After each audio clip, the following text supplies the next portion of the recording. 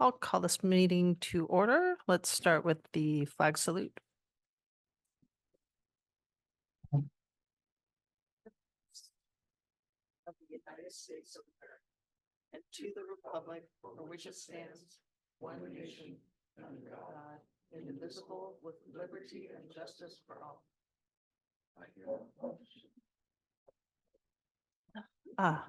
May we have a roll call, please? Director Sisenya, Here.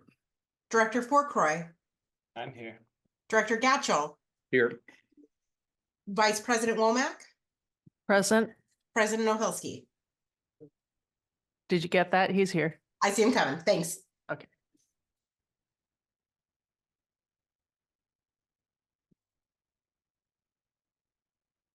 You want to take over? You can go ahead and probably get us to Okay, close session. we are going into closed section for Public Employee Government Code 54957B1. There is no public comment online. And none in the boardroom.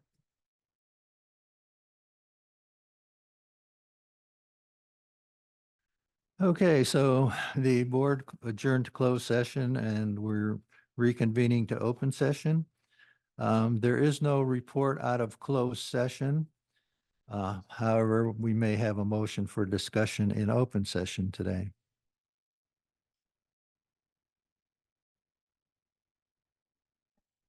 I'll make a motion that we have a discussion about public employment and the general manager contract And his salary.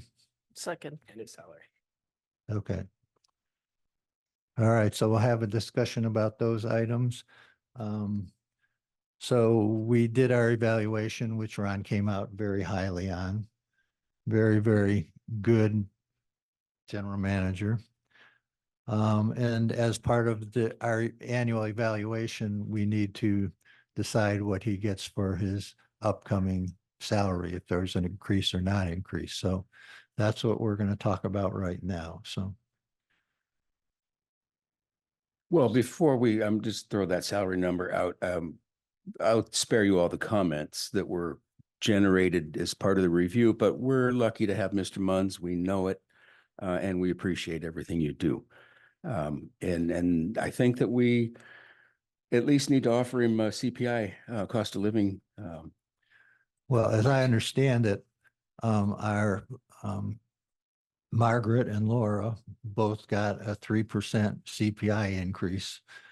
Field crew got a 4%, but I think he's in the office like everybody else. So my thought would be that we approve a 3% increase for the best general manager in the history of the earth. And that was a motion, right? And I'll second that. Okay. Anybody Do have I need to any- take public comment on this first, Marshall? Well, we're still discussing here. Hold on. Okay, Okay, so thank we you. were discussing. Okay. Motion on hold.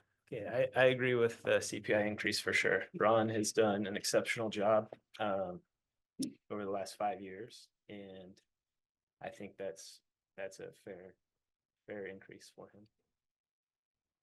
Agree with. Yeah, it's comments, pretty and thank you, stunning. Ron, for everything. Stunning amount of work that he's accomplished. We are very lucky to have him. So a 3% seems fair. Okay, let's go to public comment. Does anybody have any public comment on the general manager's salary? If you're online and you'd like to make a comment, please raise your hand. There is none online. Okay, we have one in the room. 3%? Is that the number we're talking about? Yes, sir. Wow. I personally don't think it's enough when you consider what he's saved this district. He's basically our grant writer. Look how many grants have been established and rolled into the district. He's also been a member of the water rate study group for the last, even when he wasn't the general manager, the last 5, which has saved the district probably $35,000 a rate study report.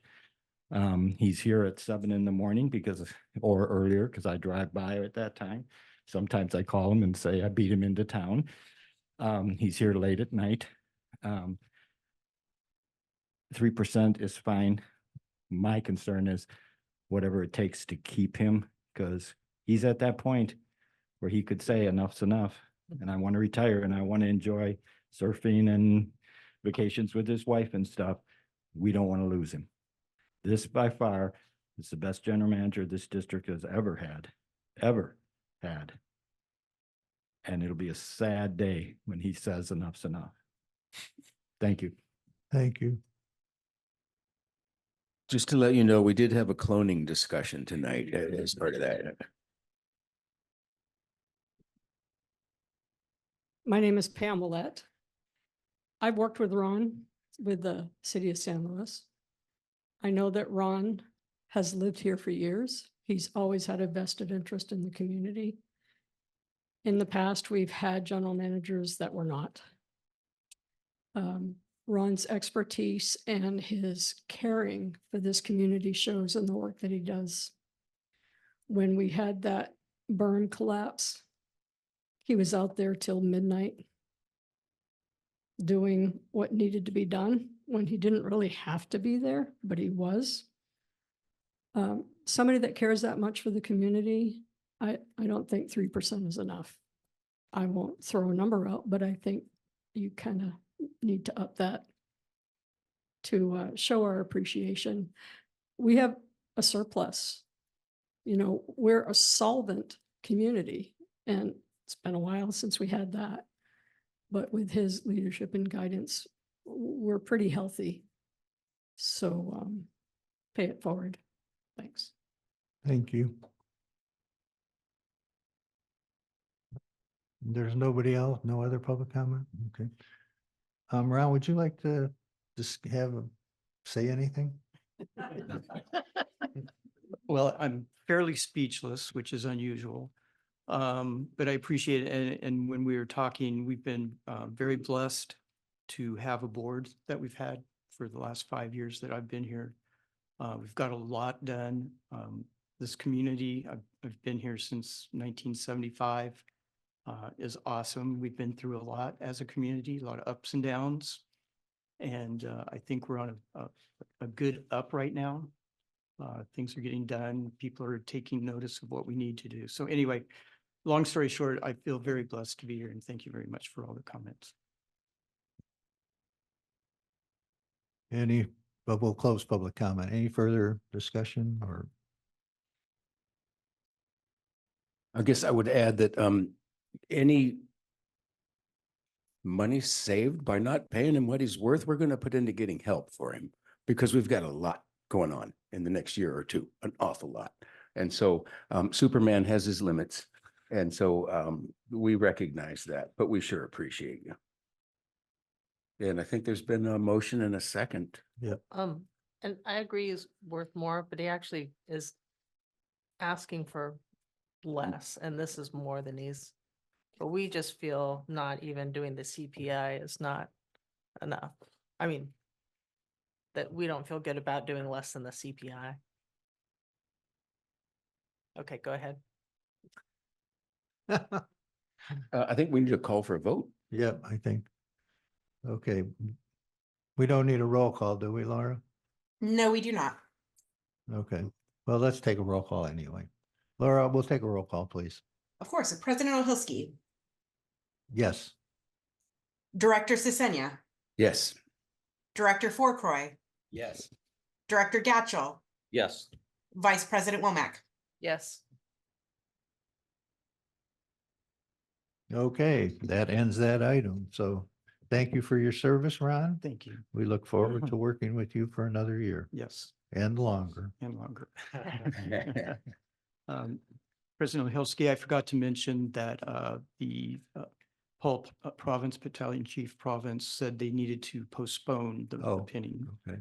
So we can take So- public comment on it, and we will do that next month. So item number 6, administer firefighters oaths to new station 15 reserve firefighters.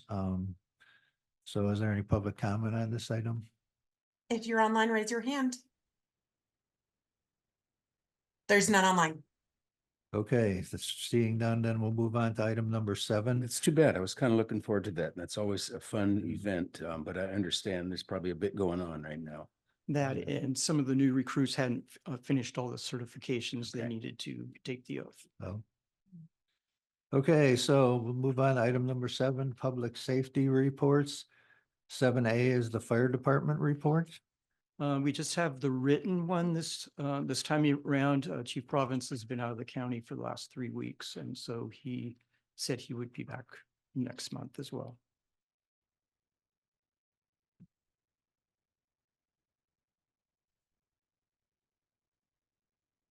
Okay. The fire department, or pardon me, the sheriff department report. We have CHP online. I don't Well, see. let's take CHP then. Okay. CHP, are you there? Yep, I'm getting everything taken care of. Let me log on. There I am. How are you guys doing this evening? Well, we got a pretty quick and easy report for you for the month of July. It looks like we had 11 total traffic accidents investigated in the Los Osos area. Breakdown on those is we had 1 major injury collision. That was a bicyclist that fell off and then broke their leg. We had 2 minor injury crashes, 5 non-injury, 2 misdemeanor hit and runs, and then 1 misdemeanor DUI crash. Other than that, it was not too much going on in the community of Los Osos this last month, and I'm open for questions if you guys have anything. Thank you. Anybody have any questions? School's going back pretty soon, right? Yeah, school should be back going into session, I think, in the next 2 weeks. We will be increasing patrols in the area during that first week of school, just to remind everybody to slow down and watch out for the kids in the crosswalks. Thank you for that reminder. Nope. Okay, sheriff department report. I don't see them online. There's a little excitement yesterday. Guess we'll get that report in September. Okay, I guess. Okay, so we'll go to general action items number 8. I need to take public comment real quick. Oh, I'm sorry, my mistake. If you'd Um, like to make a public comment on the public safety reports and you're online, please raise your hand. And if you're in the boardroom, please come up to the podium. None in the room. There's none online. Okay. Now I can move on to item agenda or general action items. Item 8A, S&T Mutual Water Company Water System Consolidation Request. Recommend conceptual approval of the water system consolidation request from S&T Mutual Water Company. Great. I have a quick presentation for this, and we do have representatives from S&T that are here to answer any questions. Just a little bit of background for everyone. Since 2022, the district has been working with S&T on resiliency measures and opportunities to find redundancy for their water system. They do rely on one well that has been experiencing elevated nitrates, and it's become more and more problematic. We've also provided emergency maintenance response on an on-call basis. We haven't had to use that, but when they've got 2 part-time employees and when they're not in town, we've offered to take calls if needed. It did become apparent to the S&T board that their single source was vulnerable with the rising nitrates. And they've had some system maintenance requirements, and we're moving beyond what they could both physically and financially manage.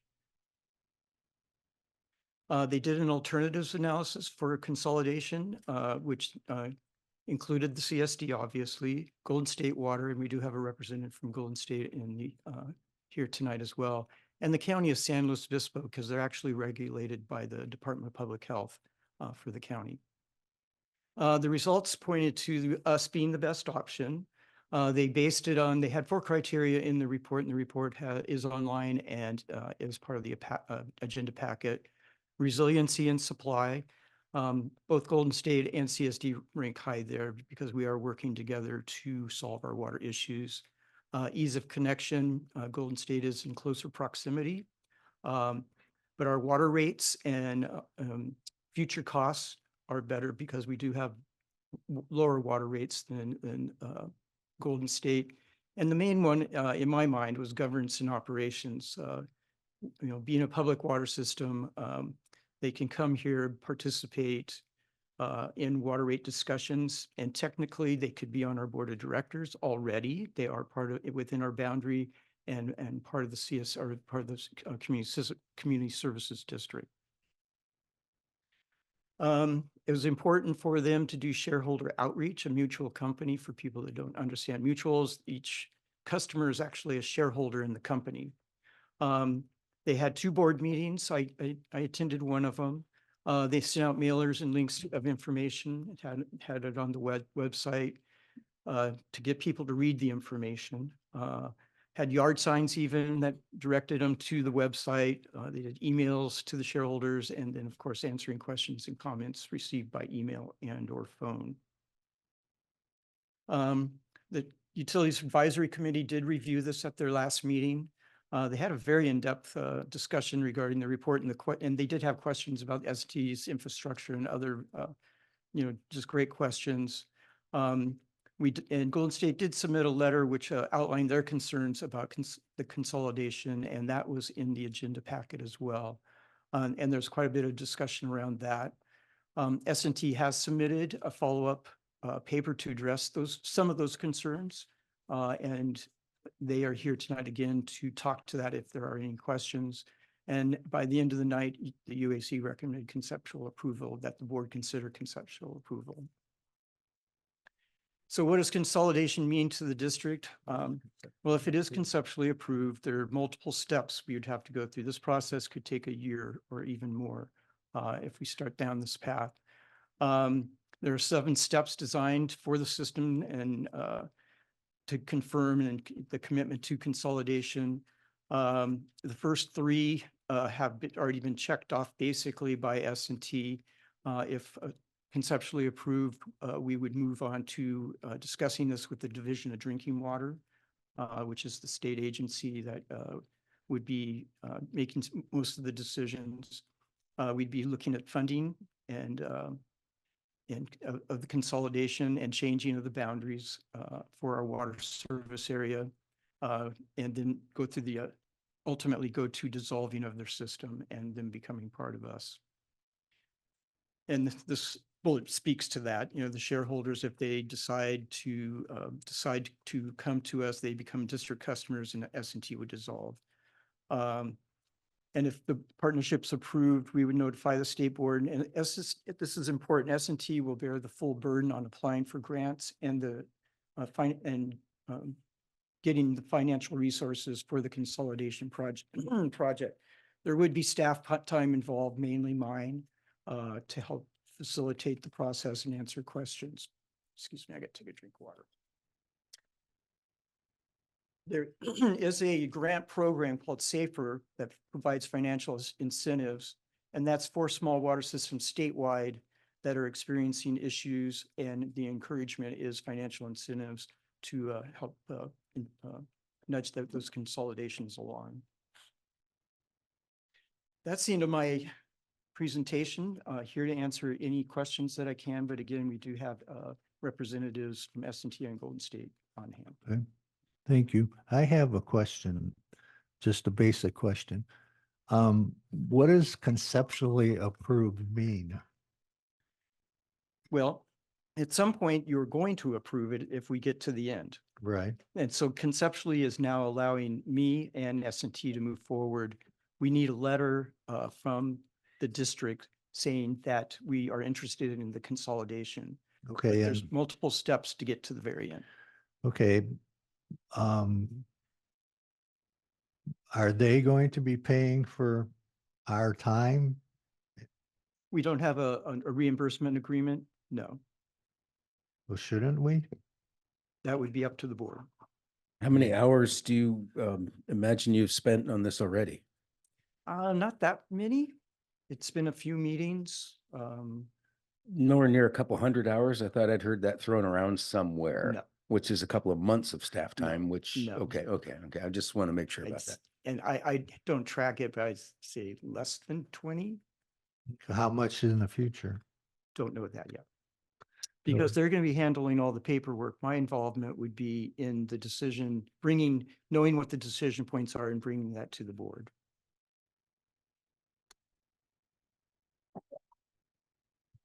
Well, it But sounds like your involvement's pretty managerial, and that's not a huge use of your time, right? We can revisit that if it appears like it is, because there may be funding available from the SAFER grant as well to help that reimbursement. Okay. So that's something we can deal with as this moves Right. forward.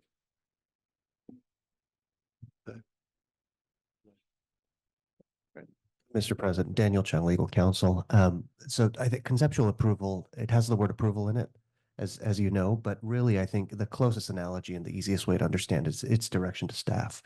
So if you'd like to direct staff to go back to S&T and to talk about a reimbursement process, you can do that. But really, this is just direction to staff on whether you as a board are okay moving forward with this process. There's no contract or agreement that you're entering into by okay, it's just the word authorizing this. approval concerned me. That's right. That's right. But it's really just that's what the conceptual is, which is it's just giving your staff direction on whether or not to move forward. Because if you don't want to move forward, that's very good direction for your staff to have so that they All right.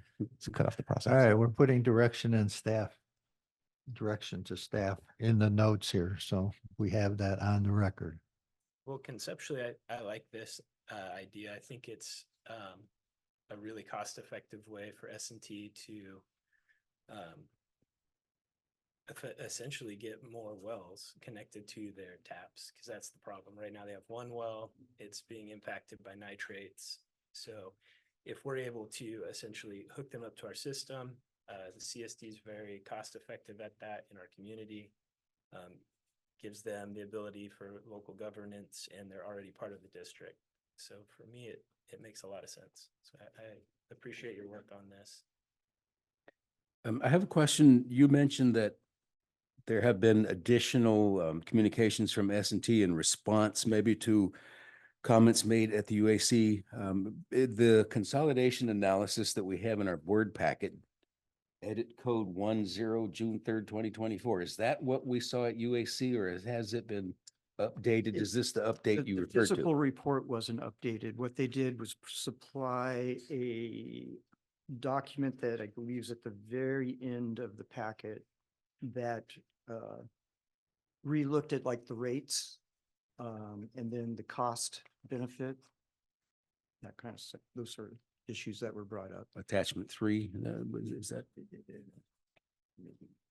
Okay, I just wanted to make sure because I know there were some concerns legitimately brought up at UAC, and I want to make sure that Golden State's issues are addressed. Right. Yeah. Thank you. Yeah, okay. Yeah, there's UAC. Yeah. Yeah, we Okay. had a lengthy discussion about this. So Yeah, I tried to summarize them in the report in those 4 bullets. yeah, you did. Yeah. You did a very fine job. I just wanted to make sure that we're seeing if there was anything updated that, yeah, that we had to look at it. Okay, thank you. Any, I'd like to point out that we don't have a profit motive also in providing water. I think that's a benefit.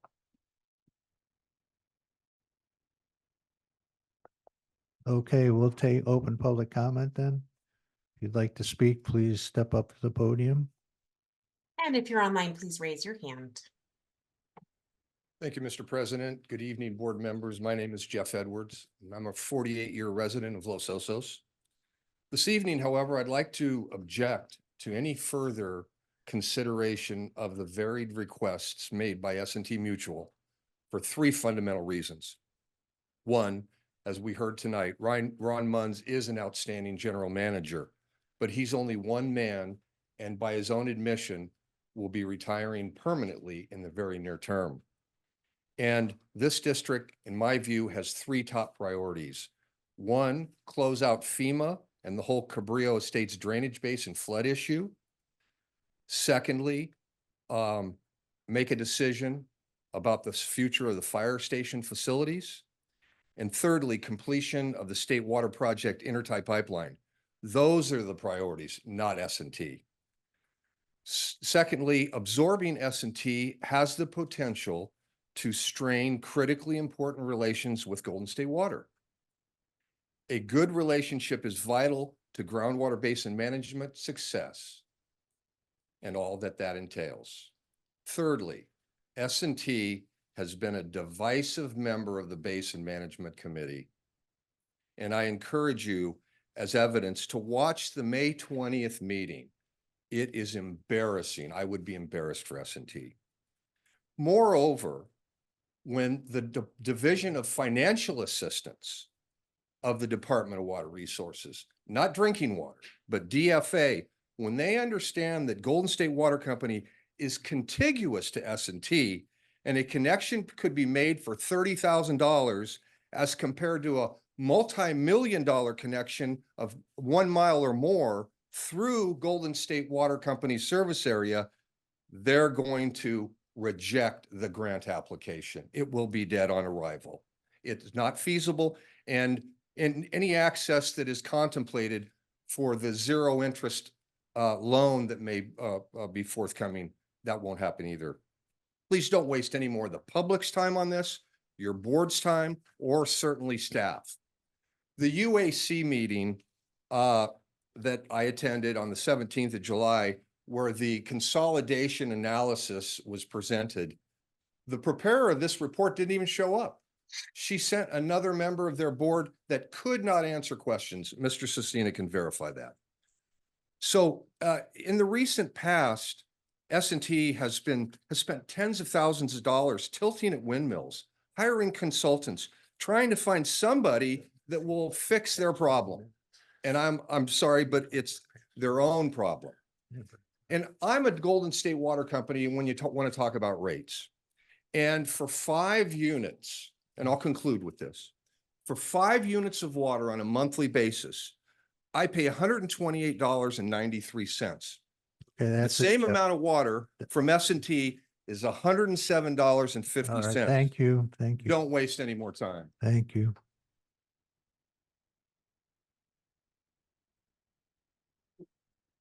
Look at the very end of the staff report, there's a comparison. I saw them. Do I press a button? Oh, I got it. Okay, you've got it. Thanks, Ron. Comparison. Hi, everybody. I'm Julie Macedon. I'm the president of S&T Water Company. And I just wanted to respond that it's really important for our shareholders to have local governance, and that's why we feel strongly that you guys would be a great fit for us. And this is just not an option with Golden State Water. And secondly, S&T, we don't have to consolidate. Like we don't, like we're fine. No one is forcing us to do this. We are sustainable. We could drill wells, we could do other things, but we are coming to you and saying, hey, we're looking long-term. Let's do this. Federal agencies, they want small water systems to consolidate. And so we're on that path, you know, and just commenting on Jeff Edwards' position, you know, we have a good working relationship with Golden State. I don't know where that comes from. And I'm just really confused why Mr. Edwards is so involved and cares about what S&T does. He's not an S&T shareholder. Our shareholders have said that they resoundingly want to come with you guys. So, yeah. That's it. Thank you.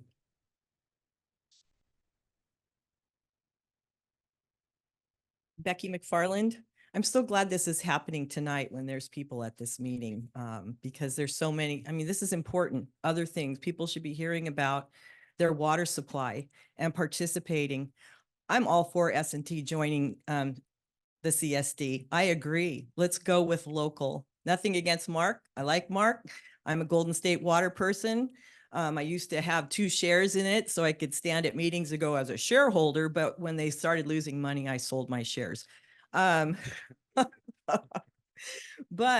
I do want to say S&T's participation, especially Beth Reinecke on the BMC, has been vital. She puts out information that you won't hear from other members of the board. I'm not sure why, but she's an honest, hardworking person with incredible knowledge, and you guys are really lucky to have her. I did want to bring up that in the information that S&T provided for tonight, they were looking, they're looking for a resilient, redundant, and safe secondary source of water. It's important for everyone in this room to realize why they have to do that. We have seawater intrusion all the way in Wells. It's not the whole town, but all the way to Palisades Avenue. It's moved in nearly a mile since I moved here in '85. So we have water issues. Coastal Commission and county like to say, oh, we're not in overdraft. We've been overdrafted. We still have nitrates. S&T is getting nitrates from where? I mean, there's many, many homes in this town that are not on the sewer. Cabrillo Estates, I think, is it Bayview Heights and across South Bay Boulevard. Some are on large properties, but they still have septic tanks. That needs to be cleaned up. And in addition, they mention about the state water intertie. You should also know that studies and our state water resources board have finally admitted that the project is already 500% overprescribed. So it's paper water we're talking about. I wish it wasn't. I wish that wasn't true.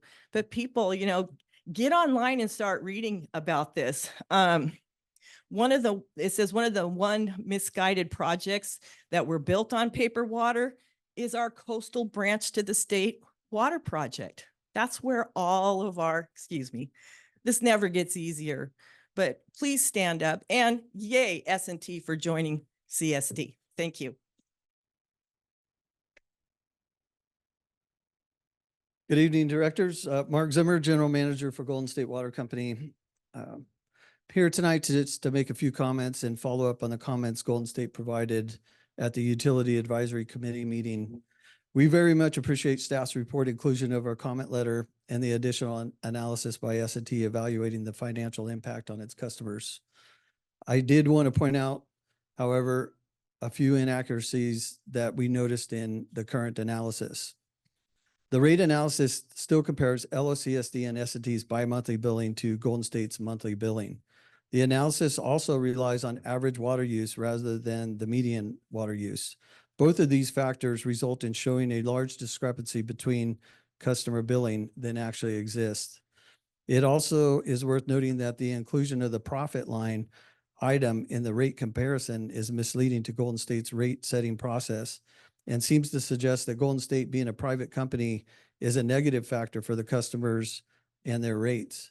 However, Golden State, being a regulated company, has a unique benefit to its customers in the basin as a whole. Its funding mechanism allows us, for example, to invest in infrastructure to provide safe, reliable service to its customers. With regards to the analysis of consolidation cost, we see that the new estimated cost connecting LOCSD system would be $1.8 million. The cost presumably that would be borne upon S&T and LOCSD customers. However, we don't see the inclusion of the additional cost of financing, permitting, environmental review, and ongoing maintenance. There may also be additional costs associated with the complications of having the connection run through Golden State Water's service area. The financial impact analysis does not account for the potential compensation S&T customers would be entitled to in the consolidation with Golden State Water Company. Ultimately, Golden State is supportive of a solution that is in the best interest of the community and the long-term health of the basin. To this end, we look forward to the opportunity to meet with the purveyors to discuss the various consolidation alternatives and determine which option most benefits S&T customers, the basin, and the community at large. I'm also available to take any questions you may have. Thank you, Mark. All right, thank you.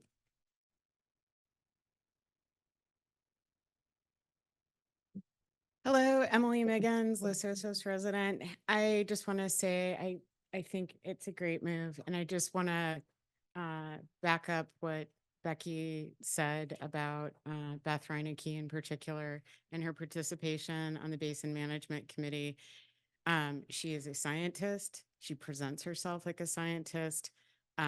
She has done incredible work, and I think it needs to be acknowledged publicly. I thank you for being a scientist. But I want to remind everyone here, Ron and company, that we had a lot of talk 6 weeks ago at the Coastal Commission and at the BMC meeting that we are trending towards sustainability, and the water purveyor that is S&T is once again kind of being the canary in the coal mine to talk about what is happening with data. And I think that this move of consolidation to a public utility is an excellent move, because all my neighbors out in Los Osos, we are not on trend for sustainability. Science is constantly debated, but it really needs to be put out there that the CSD is working very hard. Golden State is working hard, and S&T has been working very hard to figure out this question.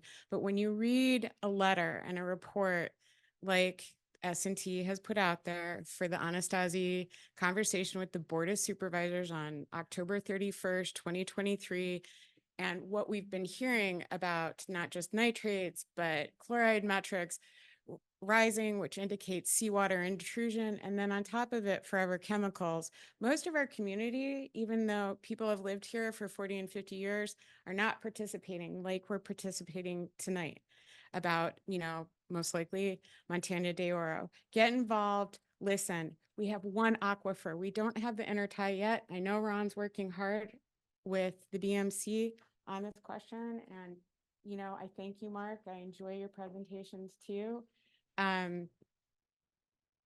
It's important that you stay involved, because I got to tell you, there's only a handful of us that stay on this.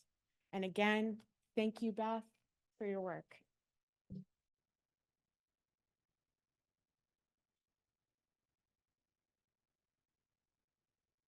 Good evening. I'm Julie Tacker. Do it publicly. Okay, wow, get up on the microphone and get it on the record. No, well, you did it to Beth, and now you're doing this. I asked, that is not, it's constant. Excuse me. Well, you know what, what about that? You wanted to be science? Excuse me, President Odilsky, please. please.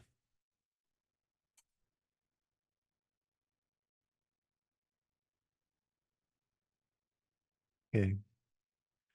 Your time will start over again. Thank you. Good evening. My name is Julie Tacker. I've lived here since 1971. If I do the math, that's 53 years.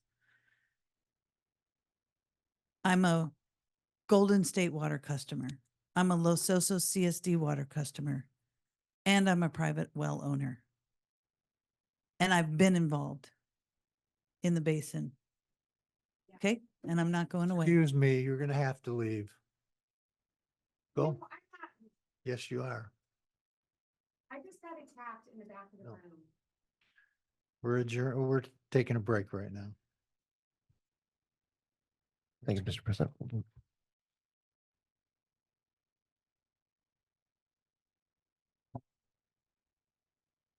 All right, the recess is over. We'll bring the meeting back to order. Again, I would appreciate it if there is none of that back and forth going in the back of the room. Otherwise, as our legal counsel mentioned, we will have to escort you out. So with that being said, Julie, we'll start over again. 3 times the charm. Again, Julie Tacker. I won't go into how long I've lived here and the water purveyors that I am a shareholder in. I'm a shareholder in this basin, and I have the right to speak. I'd like to speak to Marshall's discussion at the beginning of, before the item really opened, about a reimbursement agreement.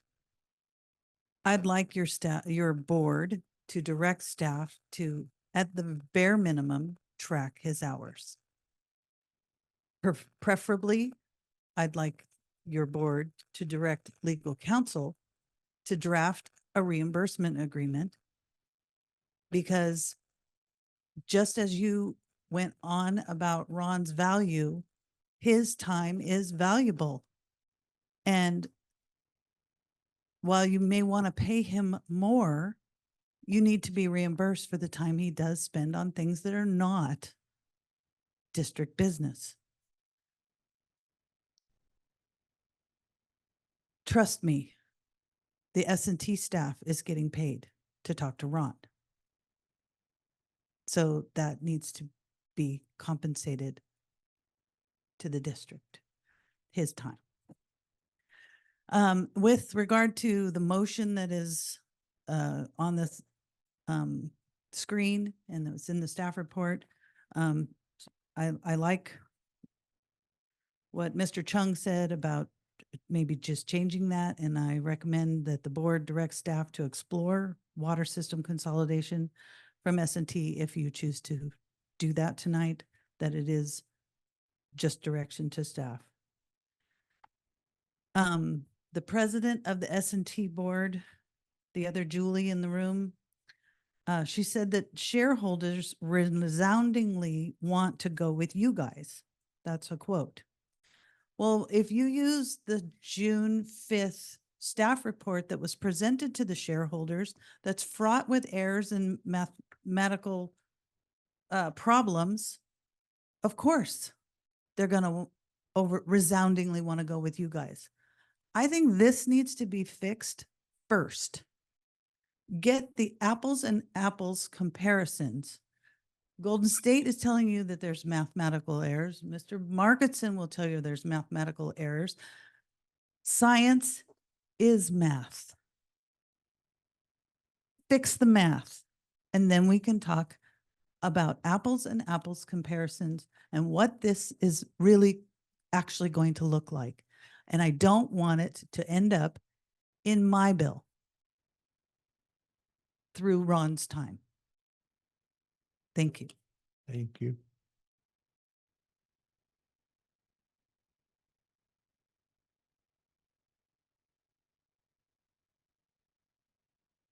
Go. Yeah. Oh, I'm sorry. Yes. Lindy Owen from Los Osos. I think that what I don't see here is a really good pros and cons list for our CSD water company versus Golden State's water company. I think if you can put them, again, the math needs to kind of jive together. So I would suggest that a little bit of that be put together so that it's a little bit more clear.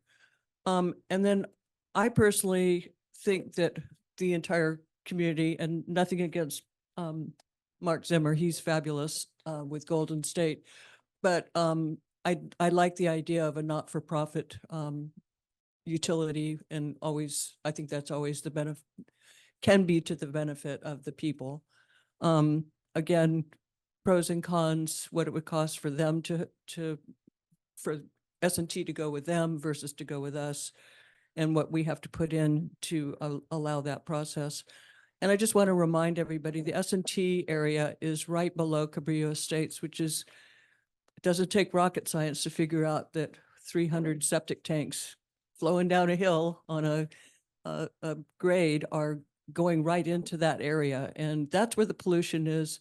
Regional Water Quality Control Board exempted that area. And I think they have a role to play here too. Whether the penalty go to, I don't want to get anybody on the bad end of this, but those houses need to be taken off of the septic tanks and put onto the sewer system. That's a part. But in the meanwhile, the wells that S&T are trying to use are polluted with nitrates. Thank you. From that.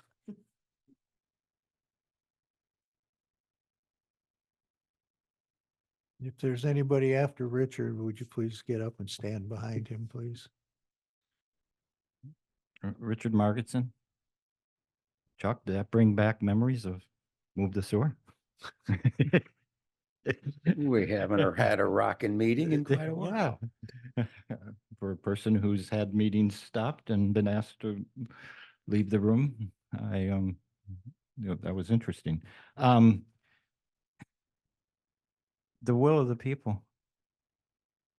If that's the direction they want to go, this is just at the conceptual start of this process. And if there's cost and they're willing to bear the burden of those initial costs to see where this goes, they haven't spent any money on the connection yet, or nobody's spent any money. Let them do it. They should have the right to make the decision of what direction they want to go. And then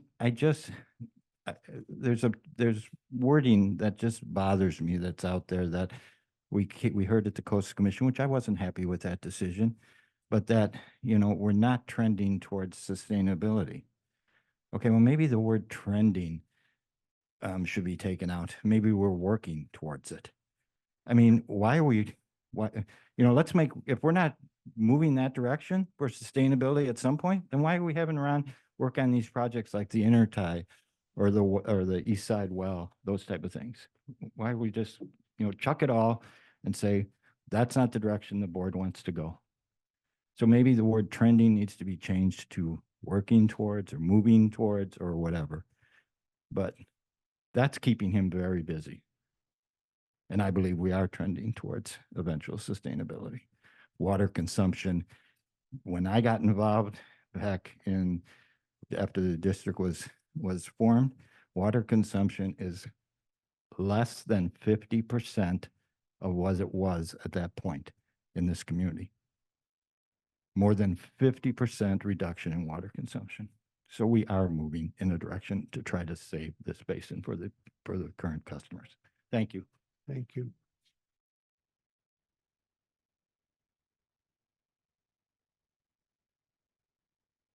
Hello.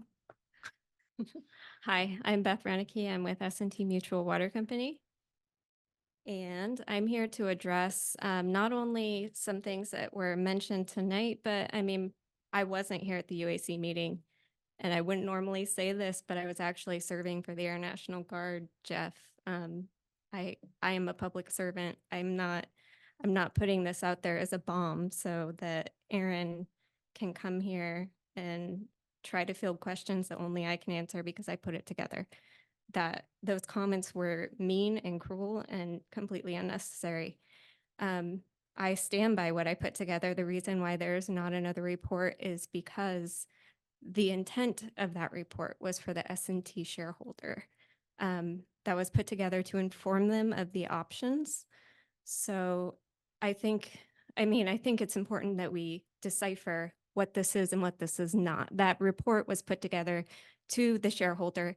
Yes, it did include Golden State's 2027 rates for good reason. If I was a shareholder and someone put that analysis together and neglected to mention that there's a 20 to 30% increase on the horizon, I would be upset. I needed to let them know. I also included the 2024 rates. So, this is not a contentious item. It shouldn't be a contentious item. I'm trying to inform. I feel like I put things together pretty neutrally. I mean, I stated facts, So some of the things that were mentioned, and I want to say this because there seems to be this division concept that's being created between the CSD and Golden State. Not true. I like Mark. I've worked with Mark for many years. This is not about Golden State versus CSD. This is about what's right for the S&T shareholder. I put the information together as I was directed by the board. Yes, there was one typo that I will correct in future editions, but it was the number of people in the Golden State service area. I felt like it was minor and not consequential to the point where I needed to go in and rehash it, do a new edit code, but there will be more in the future once we decide to actually embark on this project. So, and as far as safe and affordable and resilient water, yes, Golden State and the CSD both represent good options for us, but there are distinct differences. Governance is a big deal. I mean, you can see here in this room right now, showing up to a meeting and voicing your opinion means something. So I don't know. I can answer any questions. And I would also like to point out that the last 2 pages were only put together to address issues that were discussed in the UAC meeting. It's primarily numbers, but I hope I made it clear enough to, I guess, make sense. I mean, kind of in its own isolated form, but if you have any questions, this one right here is a big one. It was mentioned and I take full responsibility for it. I didn't put it together well enough in the report, but remember, I was also there doing a presentation for the shareholders. They could ask me questions directly. Unfortunately, I couldn't be here at the last meeting. I would have been if I could have been. And if you can't follow it across the line, just ask me. I have the Excel file. I'd be happy to share it. It's not a secret. So let me see what else. Project cost. Are you okay with me speaking more? No, Okay. I'm sorry. Okay. Your time's up. Okay. Thank you. Any further speakers in the house? Oh, there we go. Pamela, Los Osos, CSD. I'm reading the motion. It says that we're asking the board, or the board's being asked to conceptually approve the water system consolidation. That doesn't mean that it's going to happen. It seems to me that we should all just kind of take a step back. Everybody do their homework. Have these meetings, come to an understanding of what it's all going to turn out to be. And at the end of the day, if it doesn't work out, then it doesn't work out. And if it does, then you take steps forward. So I've heard a lot of futuring about the good and bad and the ugly of this, a lot of difference of opinions, but it's just a conceptual approval so that they can go ahead and do their homework and sit down and have their meetings and figure out how best to address it. If it benefits S&T to go with the CSD, if it benefits them to go with Golden State, you know, there's 3 people looking at this, or 3 different water purveyors looking at this. So there's no harm in letting those discussions happen and see how it turns out. Thank you. Any further? Laura, do you have anybody online? There is none online. Okay, we'll close public comment and bring it back. I think that legal counsel is an answer to my question, made a good comment. So what I'd like the motion to say is that the board directs staff to pursue the water system consolidation request from S&T Mutual Water Company, rather than conceptual approval, just say pursue. I'm not okay with that because that says to me, we're giving him direction to go after it. Right. We are considering this request. We're not pursuing anything.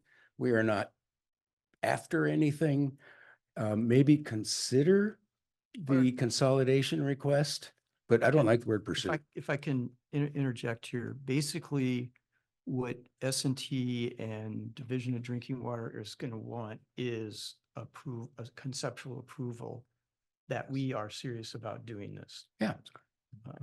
So that's the reason it's worded that way. I understand it, but again, this isn't, as Pam said, this isn't the final decision.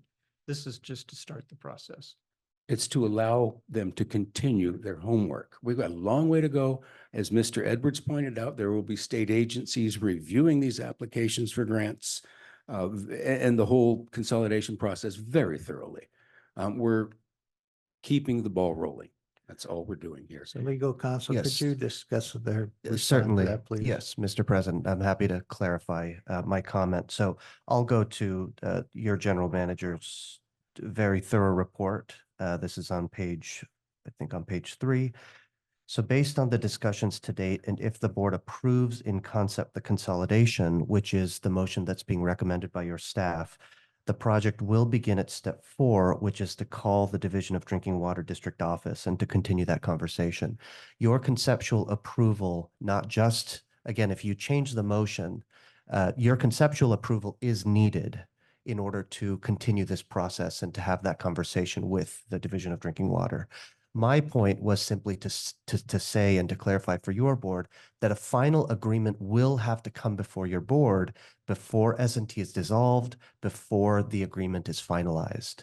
But your conceptual approval is needed in order for the two parties to contact the district office and to continue this process. Changing the motion to simply say that you're providing this direction to staff will not accomplish that purpose and will not be sufficient for the district and S&T Mutual to move forward in this process with step 4.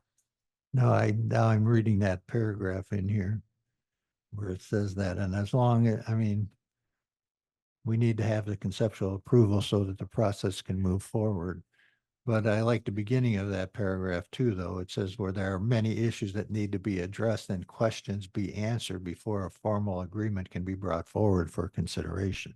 So I think if we look at that whole paragraph, then I think that answers my concerns and it clarifies what you're saying right now. It's just allowing the process to move forward, but it's not committing us to a decision. That's my concern.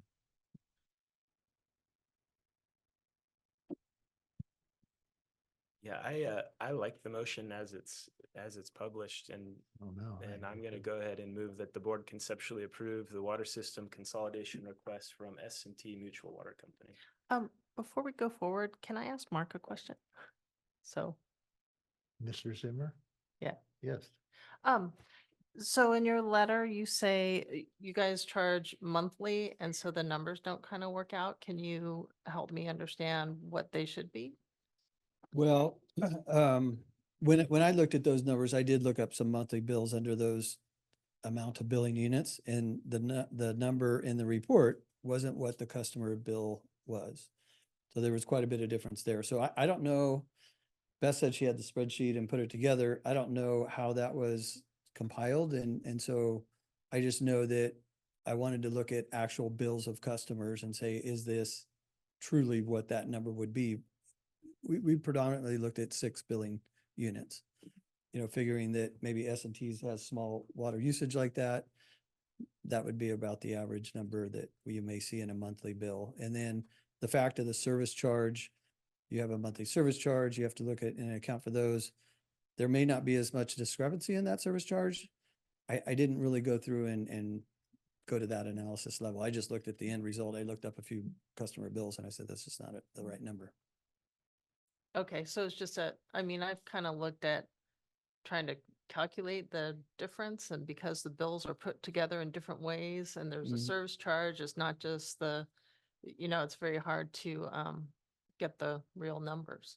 So yeah. No, I understand that. And that's why, if you're going to do an analysis like that, it's going to take some work and effort to really go through and do it accurately.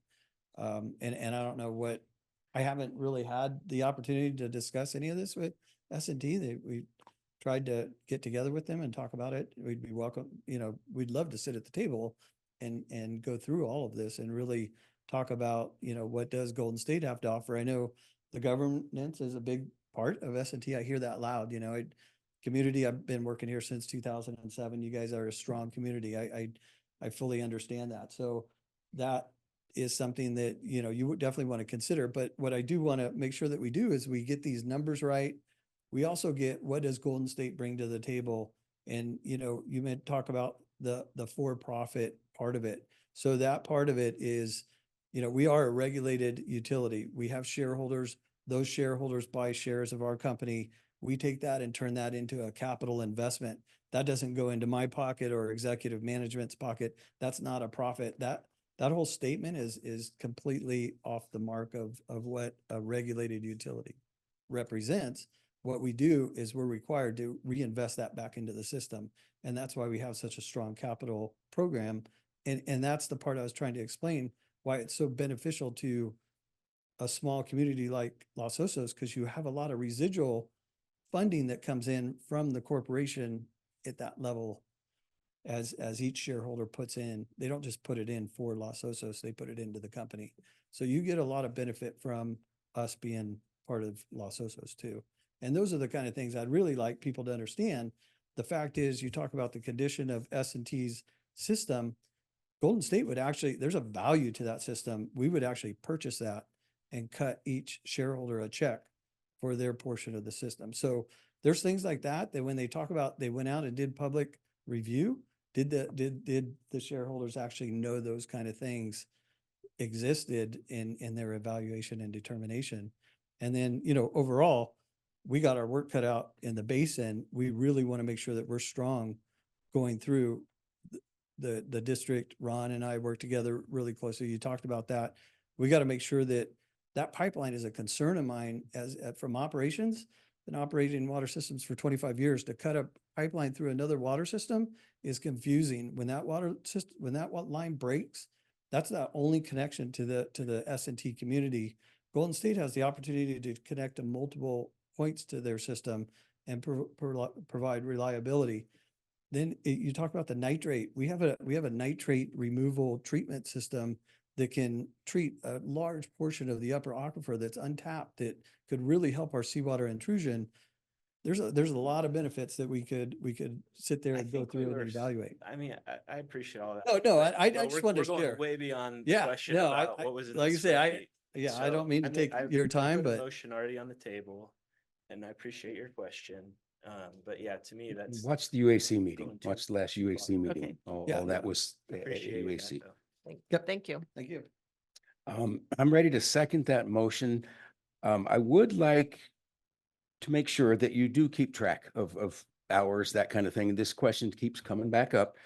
If it ever gets to a point where it would be, I can't imagine that the money we would spend drying up an agreement to be reimbursed would ever equal what you're going to be putting into this. Attorney's times are expensive, and Noted. we'd have I to will have some definitely advice. Keep track of my time. Yeah, just please keep track of your time. But that's my second, that we take the conceptual approval and leave it in this motion.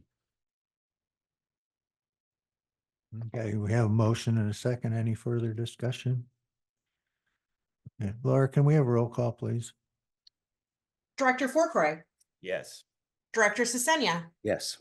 Director Gatchell, Yes. Vice President Womack, Yes. President Ohelski. Yes, based on my understanding of legal counsel's interpretation. From one council to another. There you go. Okay.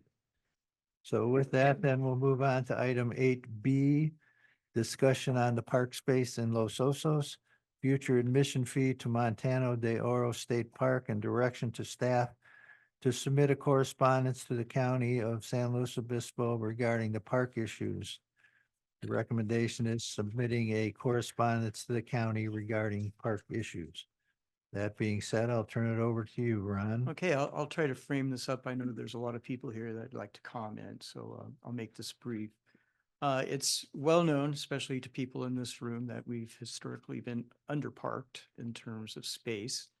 The standard is, and this is in our community plan, 3 acres per 1,000 residents. So this would equate to about 42 acres.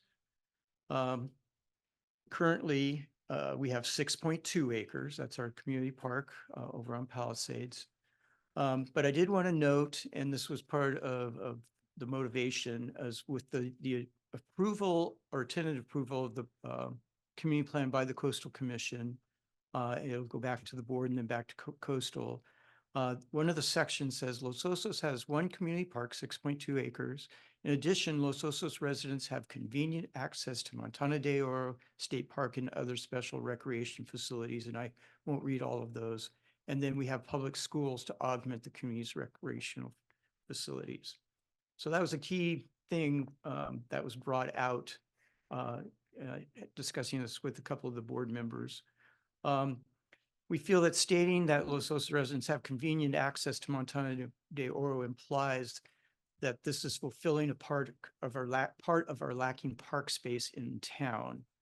The reason this is important, that back in June 2009, the Board of Supervisors did approve a contract with state parks that would allow construction of a kiosk on Pacho Valley Road and charge entry fees. Part of that agreement, state parks agreed that to meet 4 criteria, offer an annual single pass a single-family pass at an approximate cost of $25.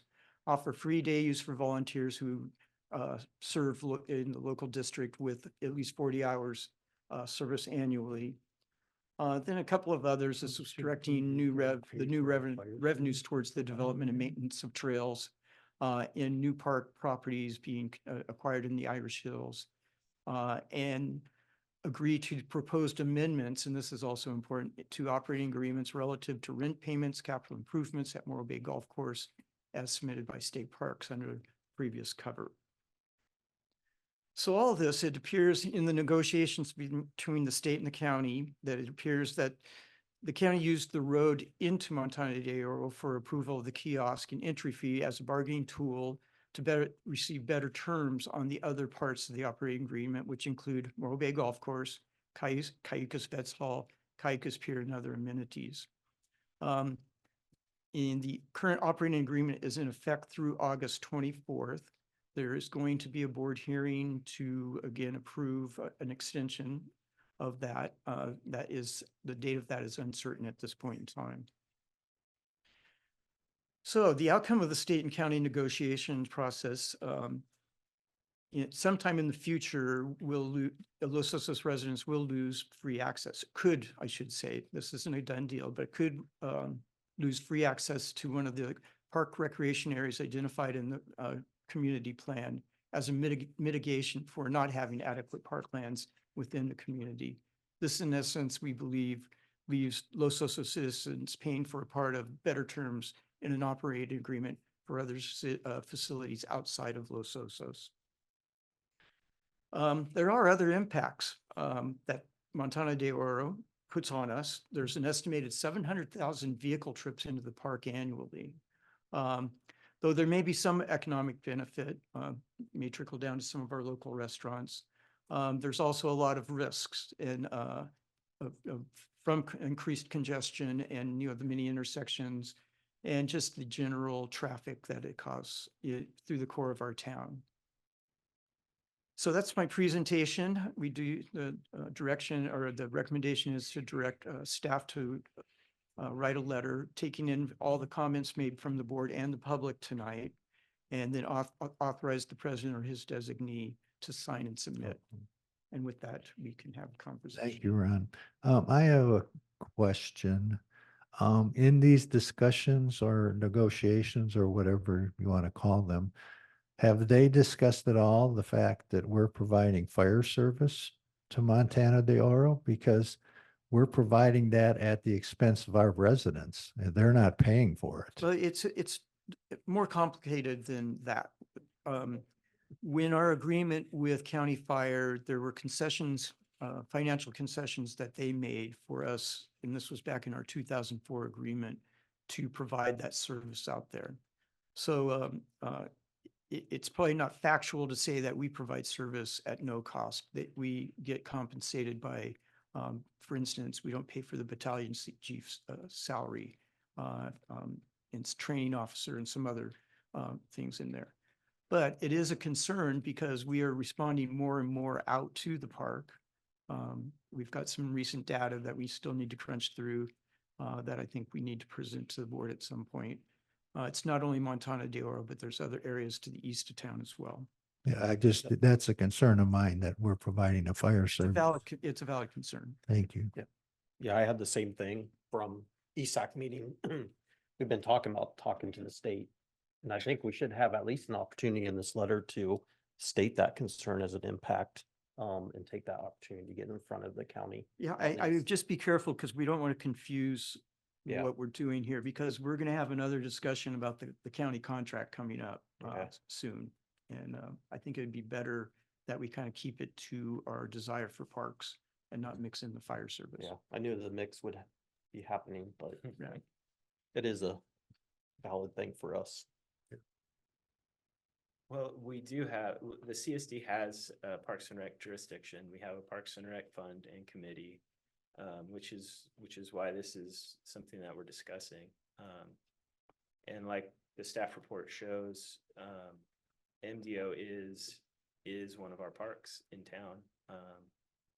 And I can't wait to hear public comment and see what the community thinks about paying for that in the future, or having to stop at the front gate potentially. So we tied it to the parks, and we tied it to that community plan update to really kind of have those ties to make this argument stronger. There's a whole nother discussion to have about other parks and rec or park and rec opportunities in town. There's a combined committee between the advisory council and the CSD that's working.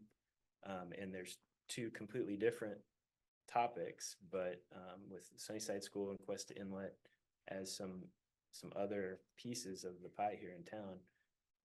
So it's good that we're getting community involvement here with this, and those issues, we're going to need help on those also.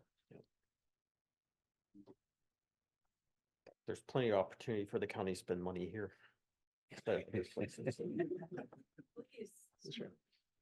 So, Ron, when you say that the approved community plan contains this language, that was the plan that was just approved by Coastal. It's back before the county, waiting for their approval of the amendments. I mean, does it need another amendment? I mean, you can't take claim for mitigation and then throw that mitigation away without compensation for it. If Montaña de Oro is our mitigation for not having parks in town, you can't take that away and Well, not provide parks in town. And there's no, the conversation isn't going that it's imminent. This is just something in the future, so that makes it, I think, difficult. But, Director Fourcroy is absolutely right that, when the community plan was approved, and it does appear that they're using Montana de Oro as a bargaining chip, and that impacts our community. Maybe they can exempt us from the fee, because I know there's a park in San Francisco and residents don't pay. Yeah, that would. That could be in the letter. Yes. Yeah, well, let's go to public comment then. If you're online, please raise your hand. And if you're in the boardroom, please come up to the podium. And Marshall, I also have 4 that were written in that I will read when we're done. Okay, you can read them at the end then. Thank you. Thank you.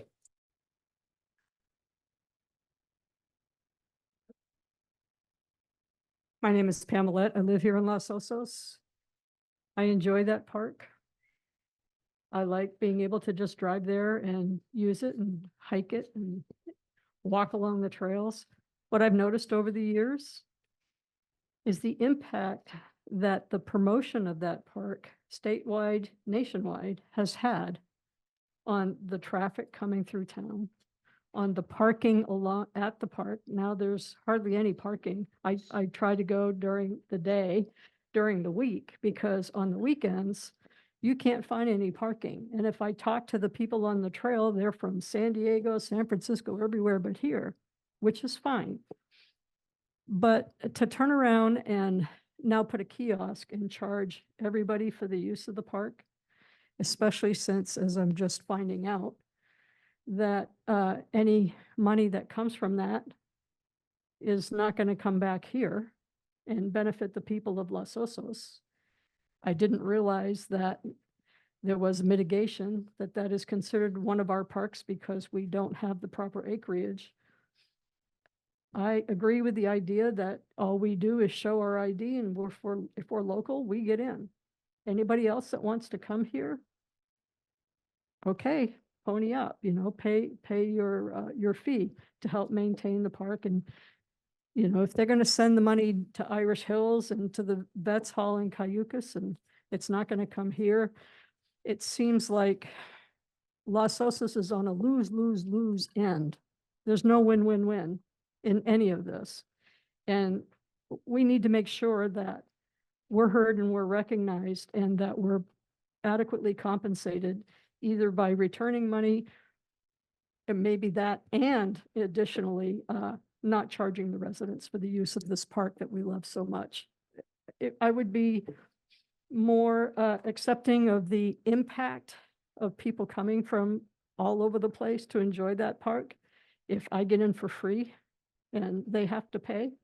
But if I have to pay and they have to pay and I'm going there, it just doesn't work. So something needs to be done to that effect. Thank you.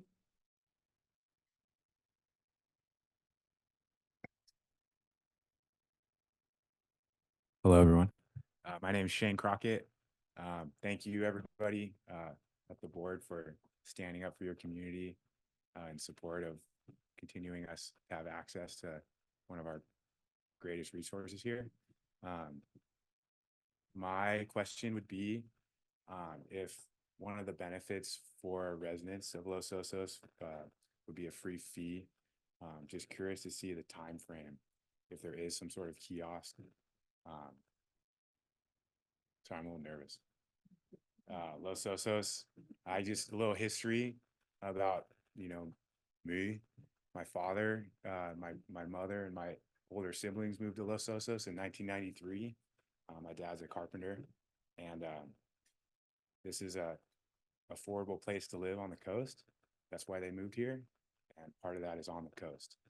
And it's not on the coast if Montana de Oro isn't part of it. They bought their house for $100,000 in 1993. I just bought a house for $900,000. And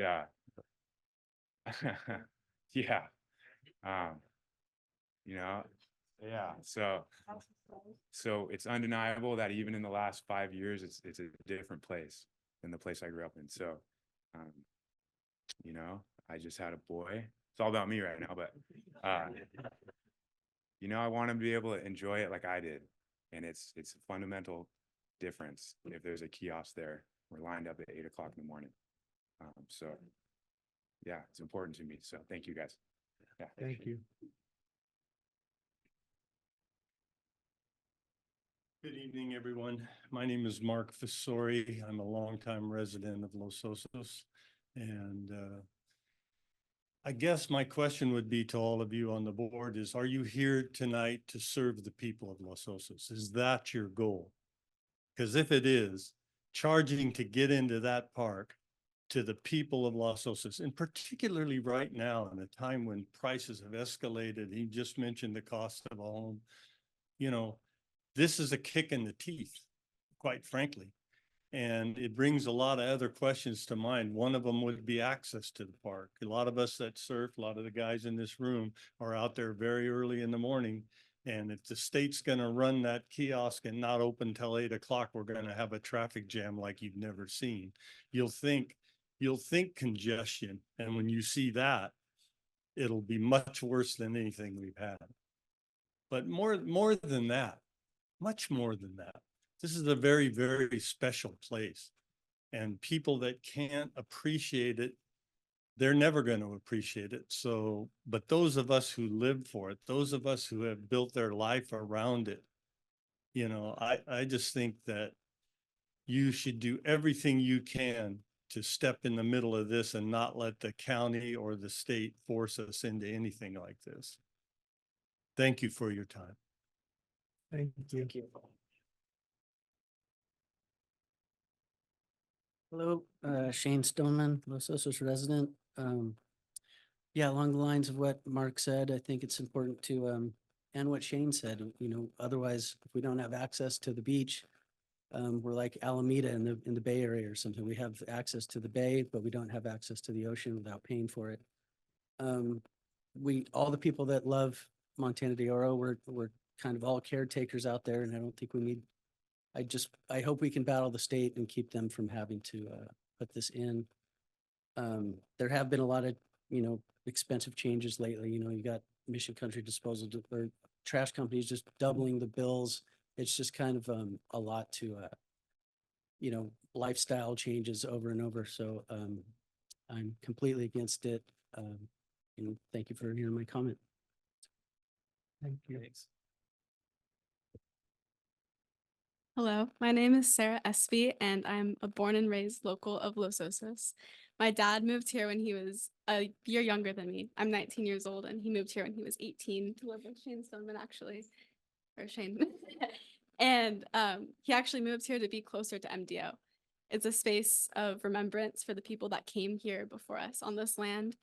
And I think more than congestion, respect is a big issue out there. And that comes from the people that don't understand what it means to come from this land. And they trash our beaches, and it could be as simple as that, but I've spent hours picking up trash, partially because I love being in the ocean and I hate looking to my left or to my right and seeing plastic just floating all around me and killing our animals and wildlife. And so I think that if there was a kiosk, I stand behind everyone that spoke before me on this issue about having people who aren't from here pay a small fee to understand what it means to be here and know that they have to earn entry to this land. But people who have been raised here know what it takes to take care of this land. And like Shane said, we are caretakers and we know what that means. And if we can spread the word of honoring that, I think that would be more important than charging people who know what that already means. And I think that if we're all maybe distributed some sort of card that just swiped at any time of the day, like we've said before, surfers are out there before the crack of dawn, and if it doesn't open till 8, people are going to find a way around. We're going to hike in, bike in. There's going to be people going to waves because that's what we've always done. It's been around for longer than any of us, and I spend almost every day out there after I get off work. So if I had to pay every day that I get in, I would not only not afford to pay rent, but I wouldn't be afford to go to my favorite places on this coast that my parents changed their entire lives to be here for. So thank you.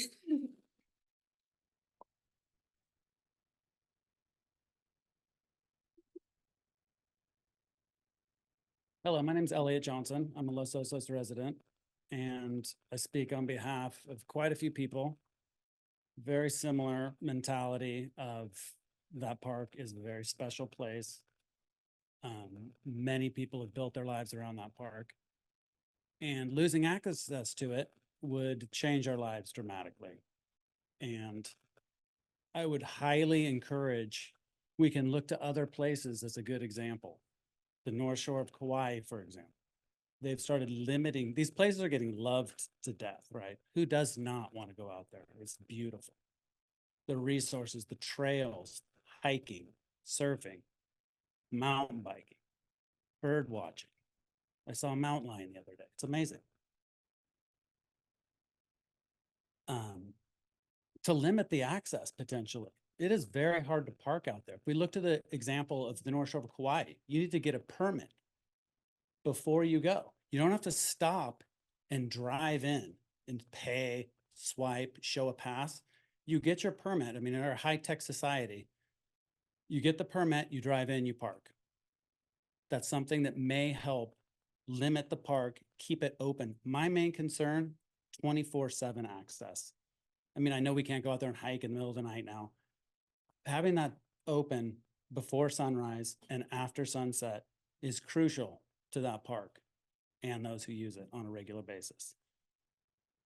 I thank you for your time, support. It's a great community. It's a beautiful park. Let's let everyone enjoy it to its maximum potential. Thank you.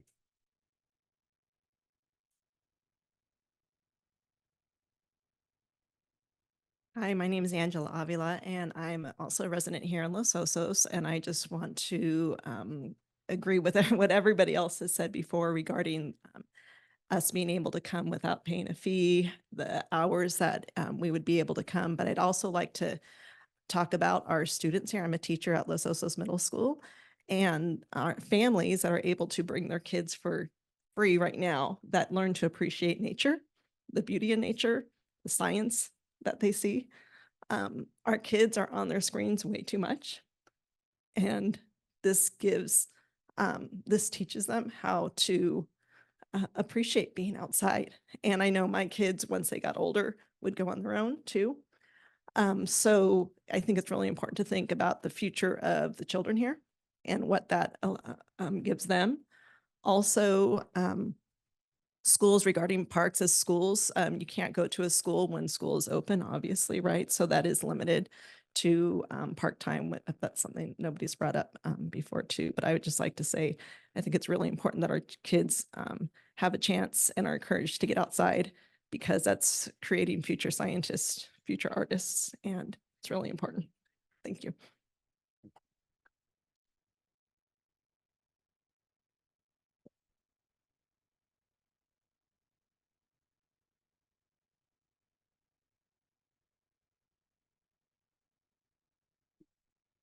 Hello, I'm Richard Burke and I live off of Pacho Road and I'm about a 44-year resident here.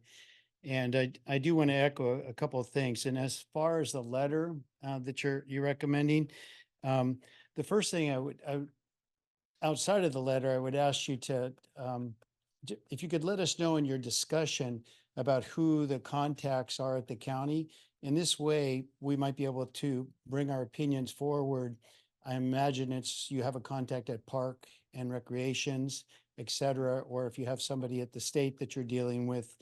For those of us that that missed the discussions back in 2009, we might be able to help by having the community contact them directly. Going back to historically, I don't exactly remember this, but about 35 years ago, there was a meeting and the state park, head of state park, got up at the meeting and he said, this is the only state park without a kiosk. And there was like 300 people at the meeting. And the head of the state park said, well, if we don't have a kiosk, then we won't improve it. And everybody in the community said, yes. So anyways, multiple times this has come forward in Los Osos, and this is a special place in Los Osos. I'm a surfer, so I go out there, of course, early in the morning, sometimes 5:30, sometimes earlier. And I also go out there in the daytime in different parts of the park. And I like to, one thing that's really impacted me is the other visitors that I see that are not as lucky as we are to be so close to that park. For example, when you go down to Spooner's Cove or Hazards or somewhere like that, and you talk to the people on the beach, you often see a young mother or young father with 3 children, and they're coming from Grover Beach or Arroyo Grande. Why do they come to Montana de Oro? It's one of the few places they can bring their family that doesn't cost them anything. So if you're going to, first of all, I'm opposed to, like probably every resident in Los Osos, to being a $25 fee.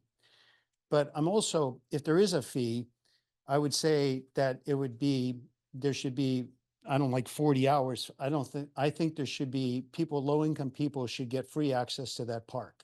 Because I could afford the $25 myself, but I can tell you, I see mothers and families down there all the time that I believe they cannot afford. That $25 is just a high tax for a low income family. And I would say, I agree with Mark and Shane, who said that in fact, they made me think what a special place it is. And the fact that the state complains, it's one of the few places where there isn't a kiosk.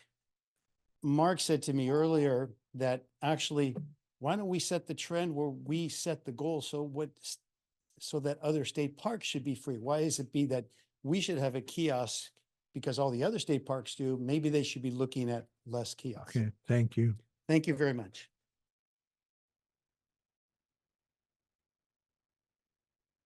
Hello, Emily again, and I'm sorry for it wasn't at you, it was in the back of the room, my outburst.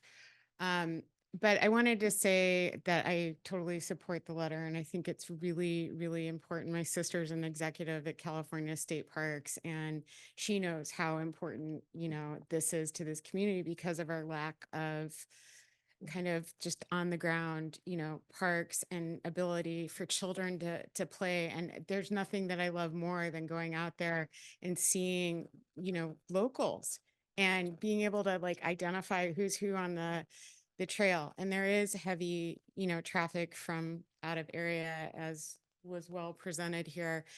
And I wanted to just share a personal story. I don't know if Christine, you brought up congestion, someone brought up congestion, and it does happen. We moved here because my parents are in Morro Bay to help them, at their end of life. We were impressed that Los Osos had negotiated this over time to keep Montana de Oro open to to our community and to others around our state. I can't remember what year it was, but we were living in Walnut Creek, and Walnut Creek has incredible public parks. It's a city, so and it has an unincorporated area as well. But I just wanted to share this story.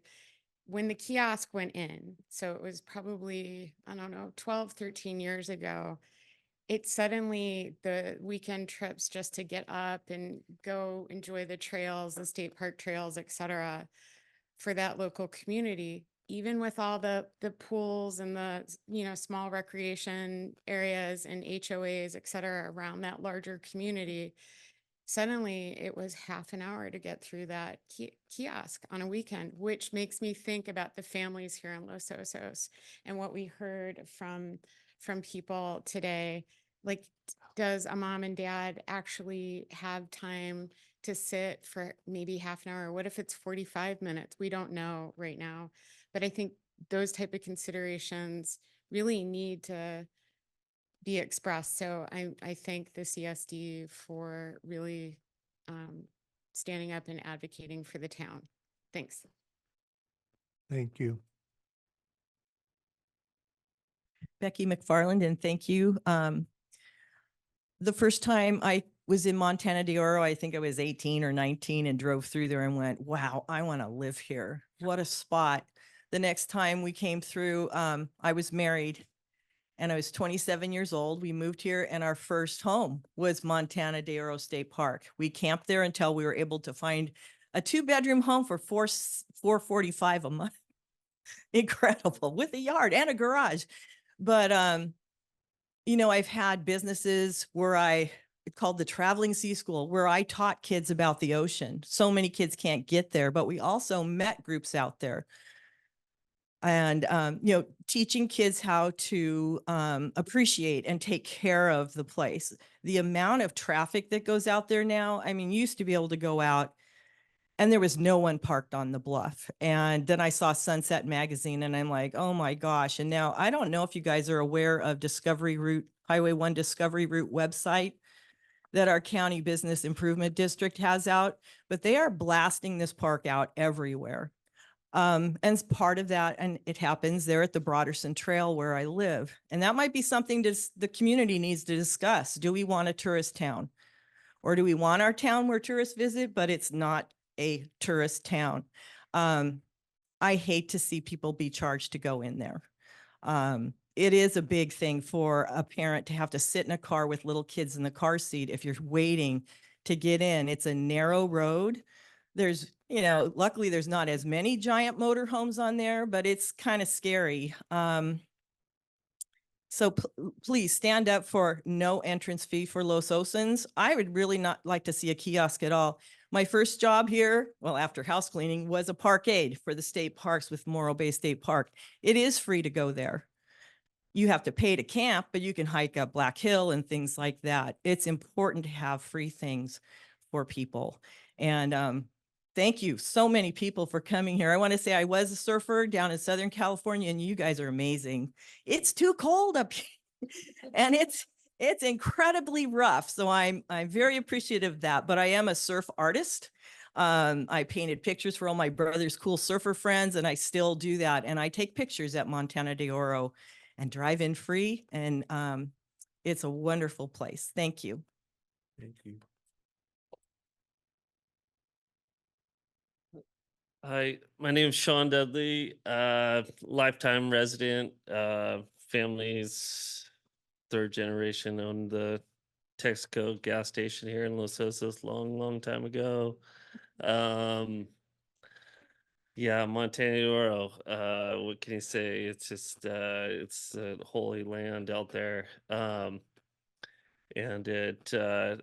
before this meeting, I came and I kind of was wavering, do we have a kiosk or do we not? And because $25 is not that much, but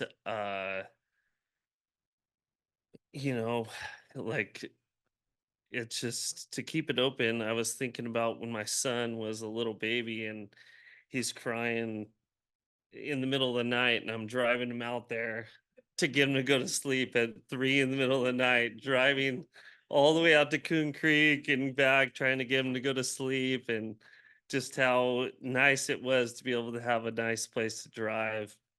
And I think it would be a real shame to have that place where you have to have admission to go out there. And also, my mother-in-law and father-in-law moved up from Southern California a long time ago in the 60s, and their favorite surf spot was San Onofre State Beach. And to get into their favorite beach now, you have to get there probably like 4 in the morning to get a spot there to surf. And I don't want to see that out at Montana Doro or anywhere in California. So yeah, let's keep it open for the public and all the locals. And thank you for listening to me.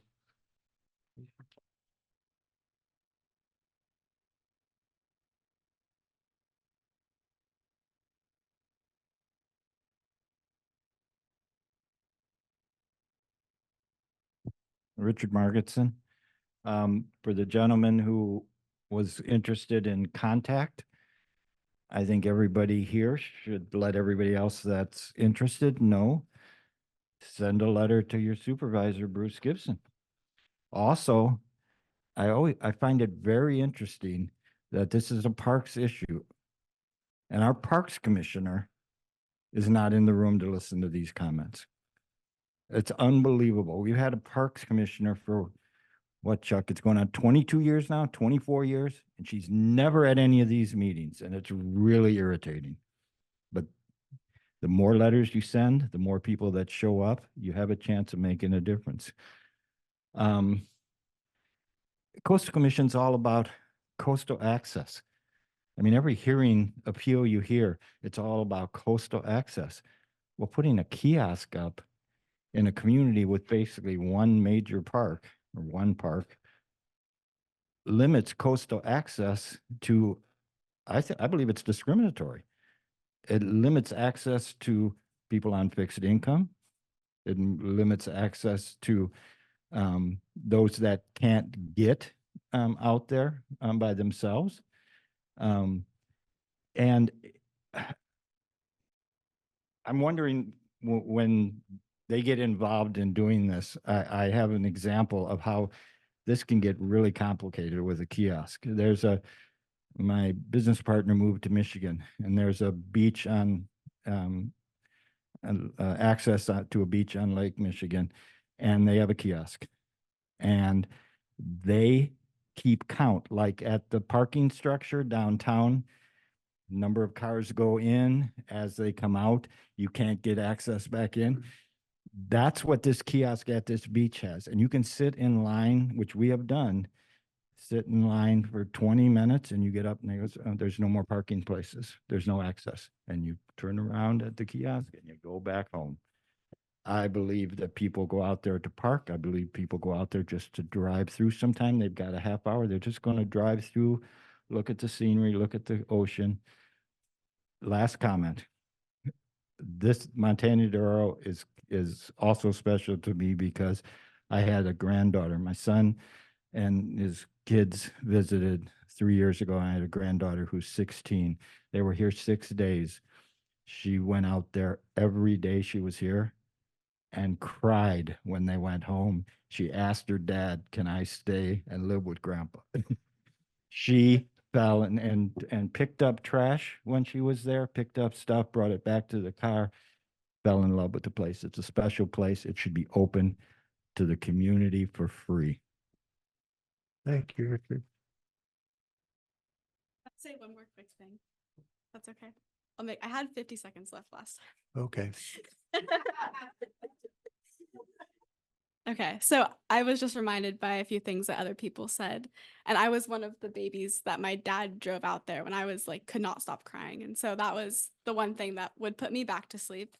And I hope to do that for my kids one day.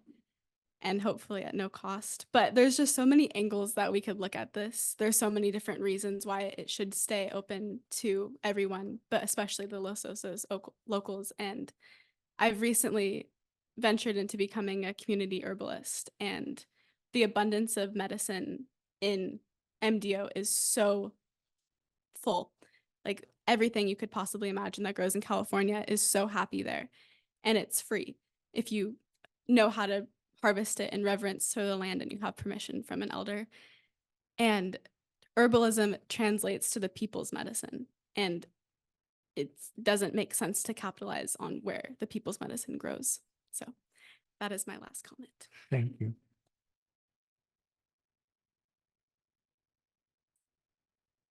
Lindy Owen, again, I have almost 40 years here, so, and I've always been an advocate for parks and trees and open space and those kinds of things that balance out life in a beautiful way. Shush. Anyway, and I have a few gripes. I think they're all legitimate too. We apparently get about 24 million in property taxes that come from Los Osos go to the county. We've asked for an accounting. It's too complicated because it also covers sheriffs and all these other things. But we have a problem at our little 6.5 acre park. They can't even replant the trees. It just goes on and on and on. We've had community groups have to go out and ask permission to plant trees. It gets to the point where you're going, why do we even pay taxes if we get nothing back? The property that I call the Tri-W sewer property is what was destroyed in the prior sewer nightmare. That property is paid for by people that pay a sewer bill. We don't get a penny from anywhere else, yet it's open to the public. So, you know, they don't ever like to mention that, but that is being paid for by anybody that pays a sewer bill. That property had to be purchased because they destroyed it and it's mitigation, blah, blah, blah. And we pay for maintenance on that too, as well as the Broderson, we pay for maintenance on that. That comes out of our sewer bill money. So we are already paying for parks that we're missing 42 acres, folks. I think it's absurd. Our little playground over here at the park, we had people with kids getting sick from the tire material it was deteriorating. It was off. I mean, it was awful stuff. The county said, no, there's a 5-year life expectancy left on that, so we're not going to replace it. We, the community, again, about $10,000 and many, many hours of donated labor had to go in and replace that. The county still doesn't want to give us that 10,000 back, even though that it's been over 5 years and the new chips are much better for the kids. I think Montana, I was here when we did the 2009, and Gibson was busy trying to get the money. It was something about some money coming in for the AT&T lines that run up through Montana Dero. And we had to fight him to say that we did not want a kiosk. I don't believe we should have a kiosk. I like the idea that we should maybe start making less parks have kiosks. This is what keeps people sane in this country, in this world right now. And I totally oppose any kind of fee for anybody that lives here. Keep Montana Dero free. Thank you, Lindy.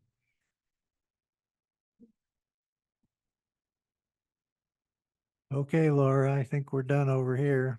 All right, I have one online. Constance, you just have to unmute yourself. Thank you. Constance Hart, 20-year resident. I would be a longer resident if I had been led to Los Osos earlier. I wish I was born here. And Montaña de Oro is the reason why. It's the crowning glory of our town, of our community. Nature is a healer, and there are many beautiful, special spiritual people that live here in our community that are doing really transformative work to help the common man and woman that is stressed and tense because we have access to this beautiful park. It's a precious nature energy vortex. And I agree with others I've heard. I think Montaña de Oro should continue to be free, especially for us residents. The kiosk idea is simply not a match to the community. Complaining about traffic and the lack of parking at Montaña de Oro the way it is right now, well, you could blame that on the pandemic. I've been going to Montaña de Oro almost every day since I've lived here. I volunteer at Sweet Springs, and since the pandemic, people found it, okay? But also people are changing and we need nature in our life. I'm not a very political person typically. I don't really understand even fully what it means to be an unincorporated town, but my sense of it is that we share a common goal and common ideas. And yeah, I think I just want to thank you for supporting Montaña de Oro, and having nature in our lives is super important. Should be free and uncomplicated. And we already have a traffic problem at the school. You know, there's a long line of traffic with parents picking up their children. So actually, I don't know why I'm definitely against the kiosk idea. I like the idea, maybe if we're going to get stuck with doing something like that. Somebody mentioned the idea of a prepaid permit for out-of-towners. And then my last comment is, yeah, we are turning into a tourist town. And I think we need to be careful as a community to being lured by people coming in that want to pay you 750 grand for your $450,000 house. Be careful. Thanks for listening. Thank you. All Laura, right. did you say you had a few letters to read? I do. Jim Perlett, as a longtime resident of Los Osos and a frequent visitor to Montaña de Oro State Park, I am opposed to any interest fees being put in place unless those fees are used to significantly improve services at the park. It seems like adoption of any new fees should require a vote by the citizens or the town or the county. Thank you. Donald Burlingame, he wrote, absolutely no. Once again, the county seeks to break promises to Los Osos in order to benefit other communities' unrelated issues. My wife and I have been residents here in Los Osos since 1993 and have seen all of the dirty tricks played by the county on our community over and over again. We will actively support any and all efforts to stop this. Any politician wishing for our votes in future needs to understand their stance on this will directly affect our support of them. Donna Marino, she writes, as many of us lucky residents who have chosen to live in Los Osos, one of the natural attractions to the area was the ability to enjoy the beauty of Montaña de Oro and the outdoor recreational opportunities allowed. It is a wondrous natural beauty that all should be able to appreciate in a non-commercialized environment. It belongs to people. Our taxes are collected and distributed to maintain the natural beauty. Schooner House is a wonderful museum showing the historical value of this property, which may collect donations for its upkeep. Campers pay for campsite maintenance. We should not be charged for entry to this wild and natural park. Thank you. And the last one is David Valadez. He writes, I would like to put forth my name on behalf of my family to support keeping MDO free. This is one of the reasons why we bought here in Los Osos, was for the nearby free access to these trails. We moved here from SLO before, and with all these trails open space there, it was important to still have local trails that were free for us to use. No matter the dollar amount, putting costs for locals to have to use their local free space is not appropriate and a step backward for the value of our town. Thank you. Thank you. Is that it, Laura? That is it. Okay. Anybody else in the room? Okay, seeing none, we'll close it to public comment. I'll tell you one thing that I've noticed in the discussion here, and I just want to make sure everybody understands that there's a distinction here. The fee is different than having a kiosk. because the kiosk restricts the hours that you can access the park. So I don't want people just thinking that getting rid of the fee does anything. It really doesn't, because you can't access the park before 8 o'clock.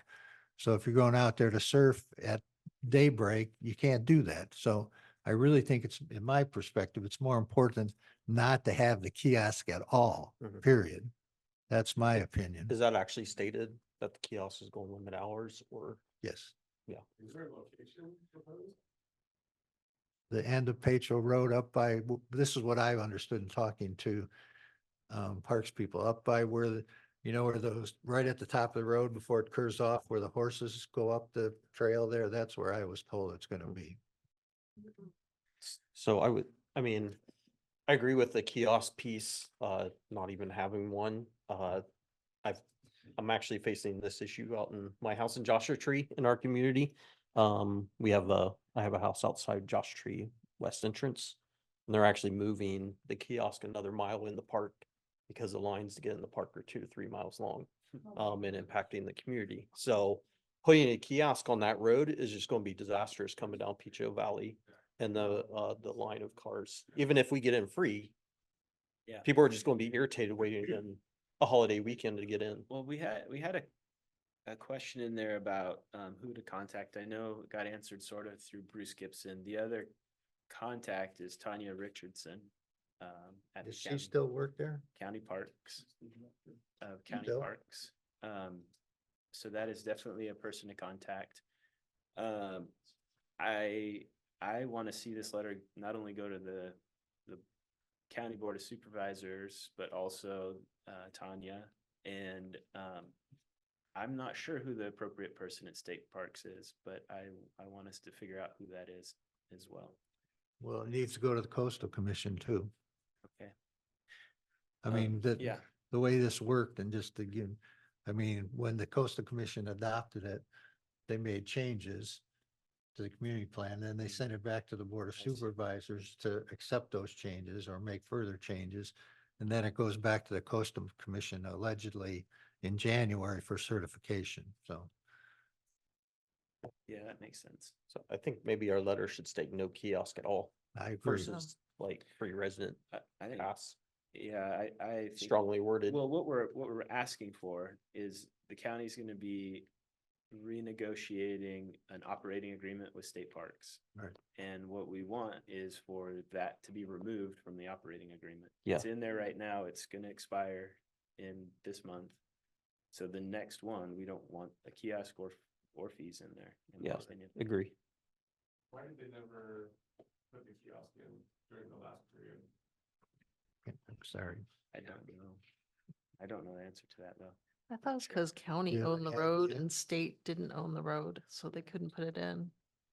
That's what they said at the last meeting in 2009. Yeah.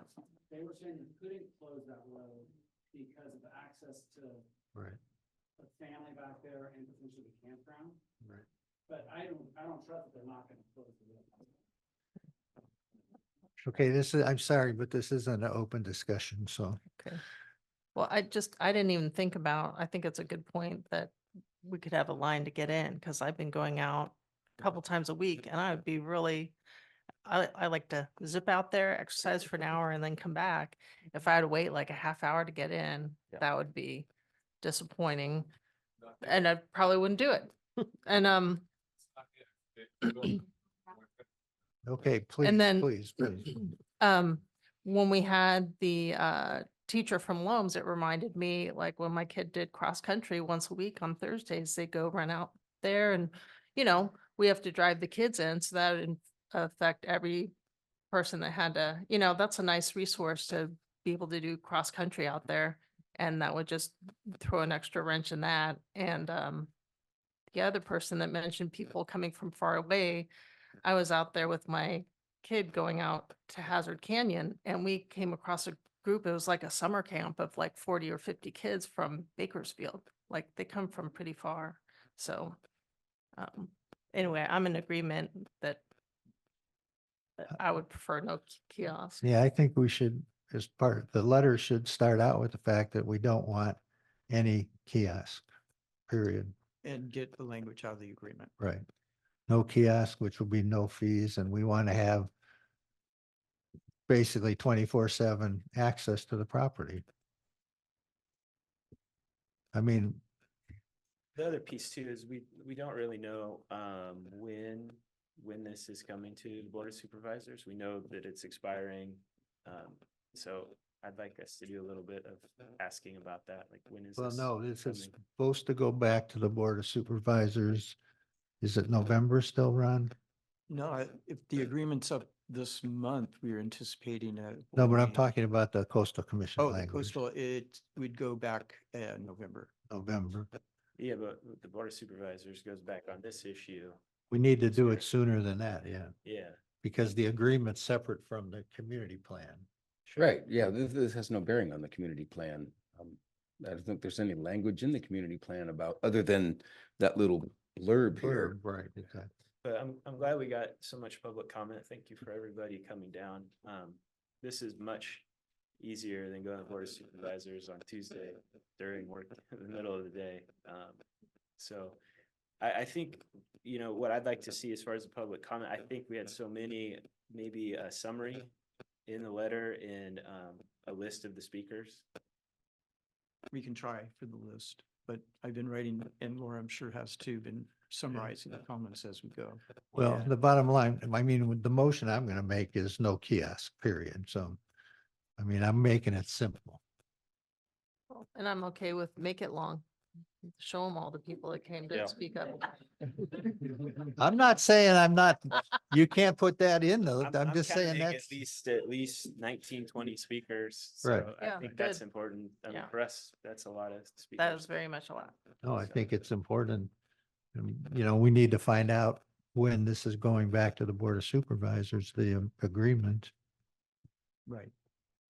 So somebody ought to contact Tanya and find out. Someone? Yeah. Got it. Put on your cape. He's the only person. Yeah. We want Your Superman to assistant. do it. That's you.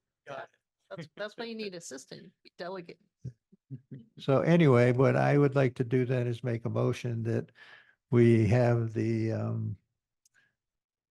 general manager draft a letter to the Board of Supervisors, which includes the discussion points from the people in the audience and their concerns, as long with a list of what we can of who the speakers were. And then just bottom line is that we're against any kiosk and any restrictions on access to the park, period. Got it. That's my motion. I'll second it, but I'd like to see it go to Coastal Commission and State Parks. Oh, yeah. And No, it's all got to those go people. into recreation people locally. Mhm. No, no question, has to go to Coastal Commission, has to go to state parks, has to go to county parks, I mean, everybody. Yep. Parks Commission, yeah. Yep. That sounds good. Pandora.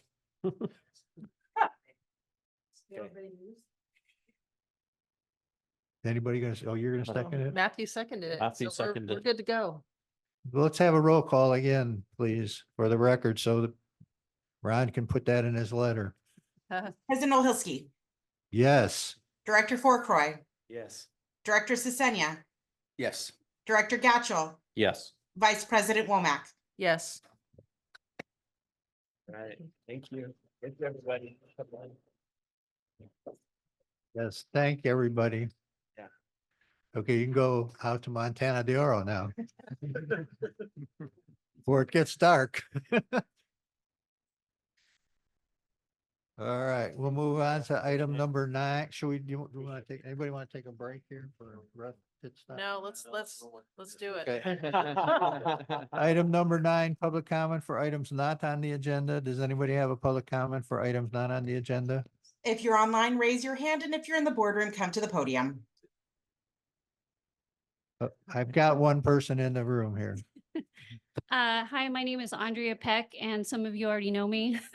Sorry for the repetition, Ron.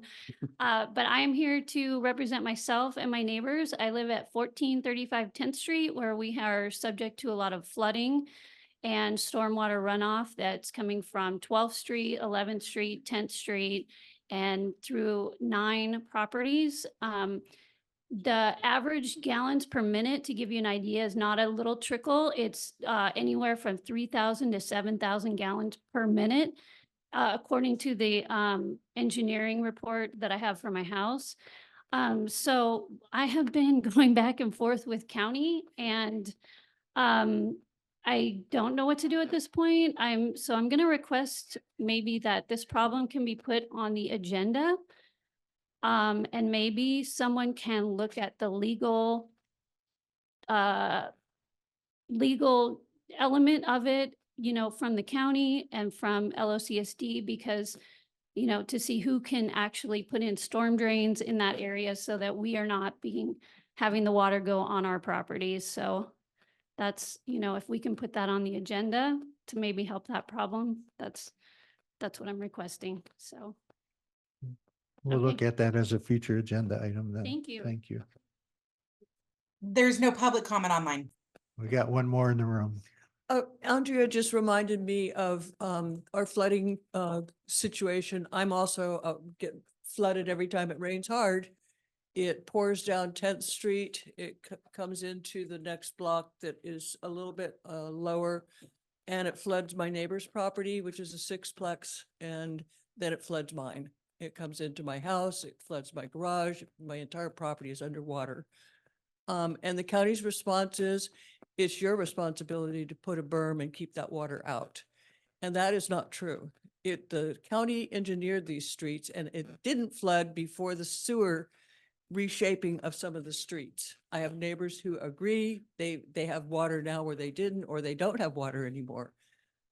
So I don't know if there's any way that you could put together a report saying the next rain season that we have some serious flooding issues, and how do we get some attention from you? I mean, I was out there with a pump draining my neighbor's property for hours, soaking wet.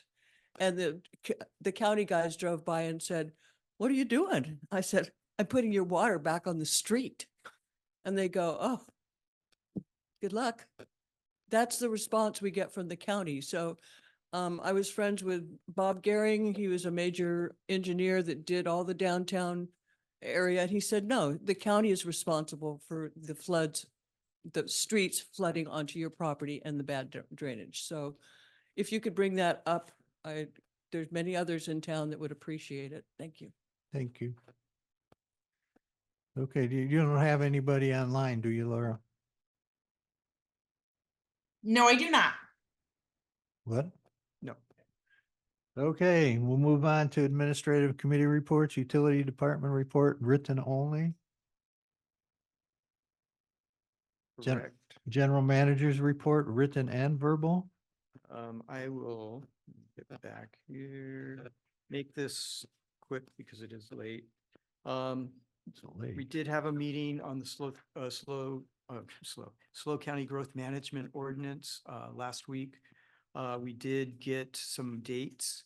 Last Friday, when we had to put this agenda out, there weren't firm dates for some of this, but we do on our website now have BMC presentation August 21st, LOCAC presentation August 22nd, September 27th, and October 24th. Town hall meeting October 5th, and Board of Supervisors meeting on October 29th. So there's still details to be worked out on the town hall meeting, and I'll try to update you once I hear. Always want to remind people of our upcoming board election coming up in November. We have 2 seats that are up for re-election, or election, I should say. We do have maps available. We do have created districts. So there's maps available. They're districts 5 and district 3 and 5. Filing period is close or coming up quickly. I'm sorry, moving here. August 9th. If an incumbent doesn't file, it's extended to August 14th. You can contact our office, myself, or talk to the clerk recorder office for more information. We are recruiting for a water resource operator. Again, anyone that wants a thrilling career in water, work for a great organization, have them talk to me. And finally, I did want to say congratulate Laura on her 5-year anniversary here. She's been great. Um, We're very fortunate to have her, and so I just want to recognize Laura and all that she has done for me and the district. Thank you, Laura. Yeah. Agreed. You're a great asset. We are very lucky to have you. That's the end of my report. Okay, thank you. LoCac verbal report. Is there any report? It's Chuck, I think. Is that Chuck Chuck? did it last No, it meeting. was actually me, but I had a personal emergency right before the meeting Oh, and And did not make I it. tuned in late because Okay, we'll skip that then. no fault of Troy's. It was just, yeah. Parks and Rec Committee, Matthew. Yeah, we did have a meeting. What was it about? No, it was about, it was really a catch-up meeting. We hadn't met in quite a while. Like I mentioned earlier, not that kind of catch-up, like a reunion type catch-up. We discussed essentially what's been going on at the joint LoCac CSD Parks and Rec committee that's been meeting once a month. It's been a productive group of people to work with. We've been looking at anything and everything, and it's kind of narrowed down there. Like I mentioned, there's kind of two big things out there right now with Sunnyside School and with Quest Inlet. And then there's, what else do we want to see? What does the community want? And ultimately, what is the community willing to pay for? And I think what we'll see is, hopefully soon is some pretty significant community outreach to answer some of those questions. And that joint committee's working on some action plans to figure out what's going on at Sunnyside. There was an appraisal. The county's been discussing it. We don't know exactly what the appraisal says, and we don't know 100% where the county's at on that. And then at Quest Inlet, there's Save Quest Inlet trying to raise the funds, but then also U.S. Fish and Wildlife is interested in essentially purchasing it and potentially having the CSD own and operate it. But there's a lot of stipulations in there. So there's a lot of different costs and benefits to be weighed on all of those different things. I think that was the gist of it. Pretty much summarizes it. Yeah, we're trying to work towards a town hall style meeting to get this input from the community. Thank you. Yeah. Okay, Utilities Advisory. We heard all about the S&T mutual consolidation request. That was the big topic at utilities, other than runtime hours and production numbers. Okay. Finance Advisory. The finance recommended approval of the warrant register and recommended approving the financial reports, and we got our quarterly investment report, and I believe we had over 100,000 in income and realized, and then some of those bonds are bought at discount, so you don't get your income till they mature, but I think it was an extra 60,000, 66,000 of unrealized, so that's very nice. That's money we weren't getting, so I'm pleased. Okay. Emergency Services, we didn't have a meeting, so there's no report. Basin Management Committee, didn't have a meeting, no report. Director's announcement of district and community interest and reports on attendance at public meetings, training programs, conferences, and seminars. Does anybody have anything? I do. I spent a day on a yellow bus with about 30 people touring CAPSLO locations, San Luis Obispo and North County, about a week ago. Everything from the 40 Prado homeless shelter and soon to be 46 Prado, some temporary housing, transitional housing. We went to the health clinic up on Grand Avenue, 3 sites in North County. CAPSLO does everything from migrant Head Start, early education, childcare, senior income assistance for your utility bills, veteran services. They have an adult daycare center for dementia patients in Paso that has people coming from Arroyo Grande and Cambria because there just aren't any others around. You want to visit a very powerful place. That was the one, especially hearing the gentleman when asked, do you like, what's it like coming here? Do you like coming here? And his response was, my wife likes it more than I do. Some very tough things going on there, but it was a wonderful day. Capslo does great work. And if you want to know more about them, just talk to me. And another thing I saw in the New Times today, the Housing Authority of San Luis Obispo is opening up their application period for Section 8 housing assistance. I think it runs for about a month, starts the second week of August. Check the New Times article. If you're interested in that program, there is housing assistance out there. And that's it. Okay, thank you. Response to previously asked questions? None out there. Okay, does anybody want to pull an item on the consent agenda? Okay, seeing none, we'll take we'll take public comment for items on the administrative and committee reports and the consent agenda.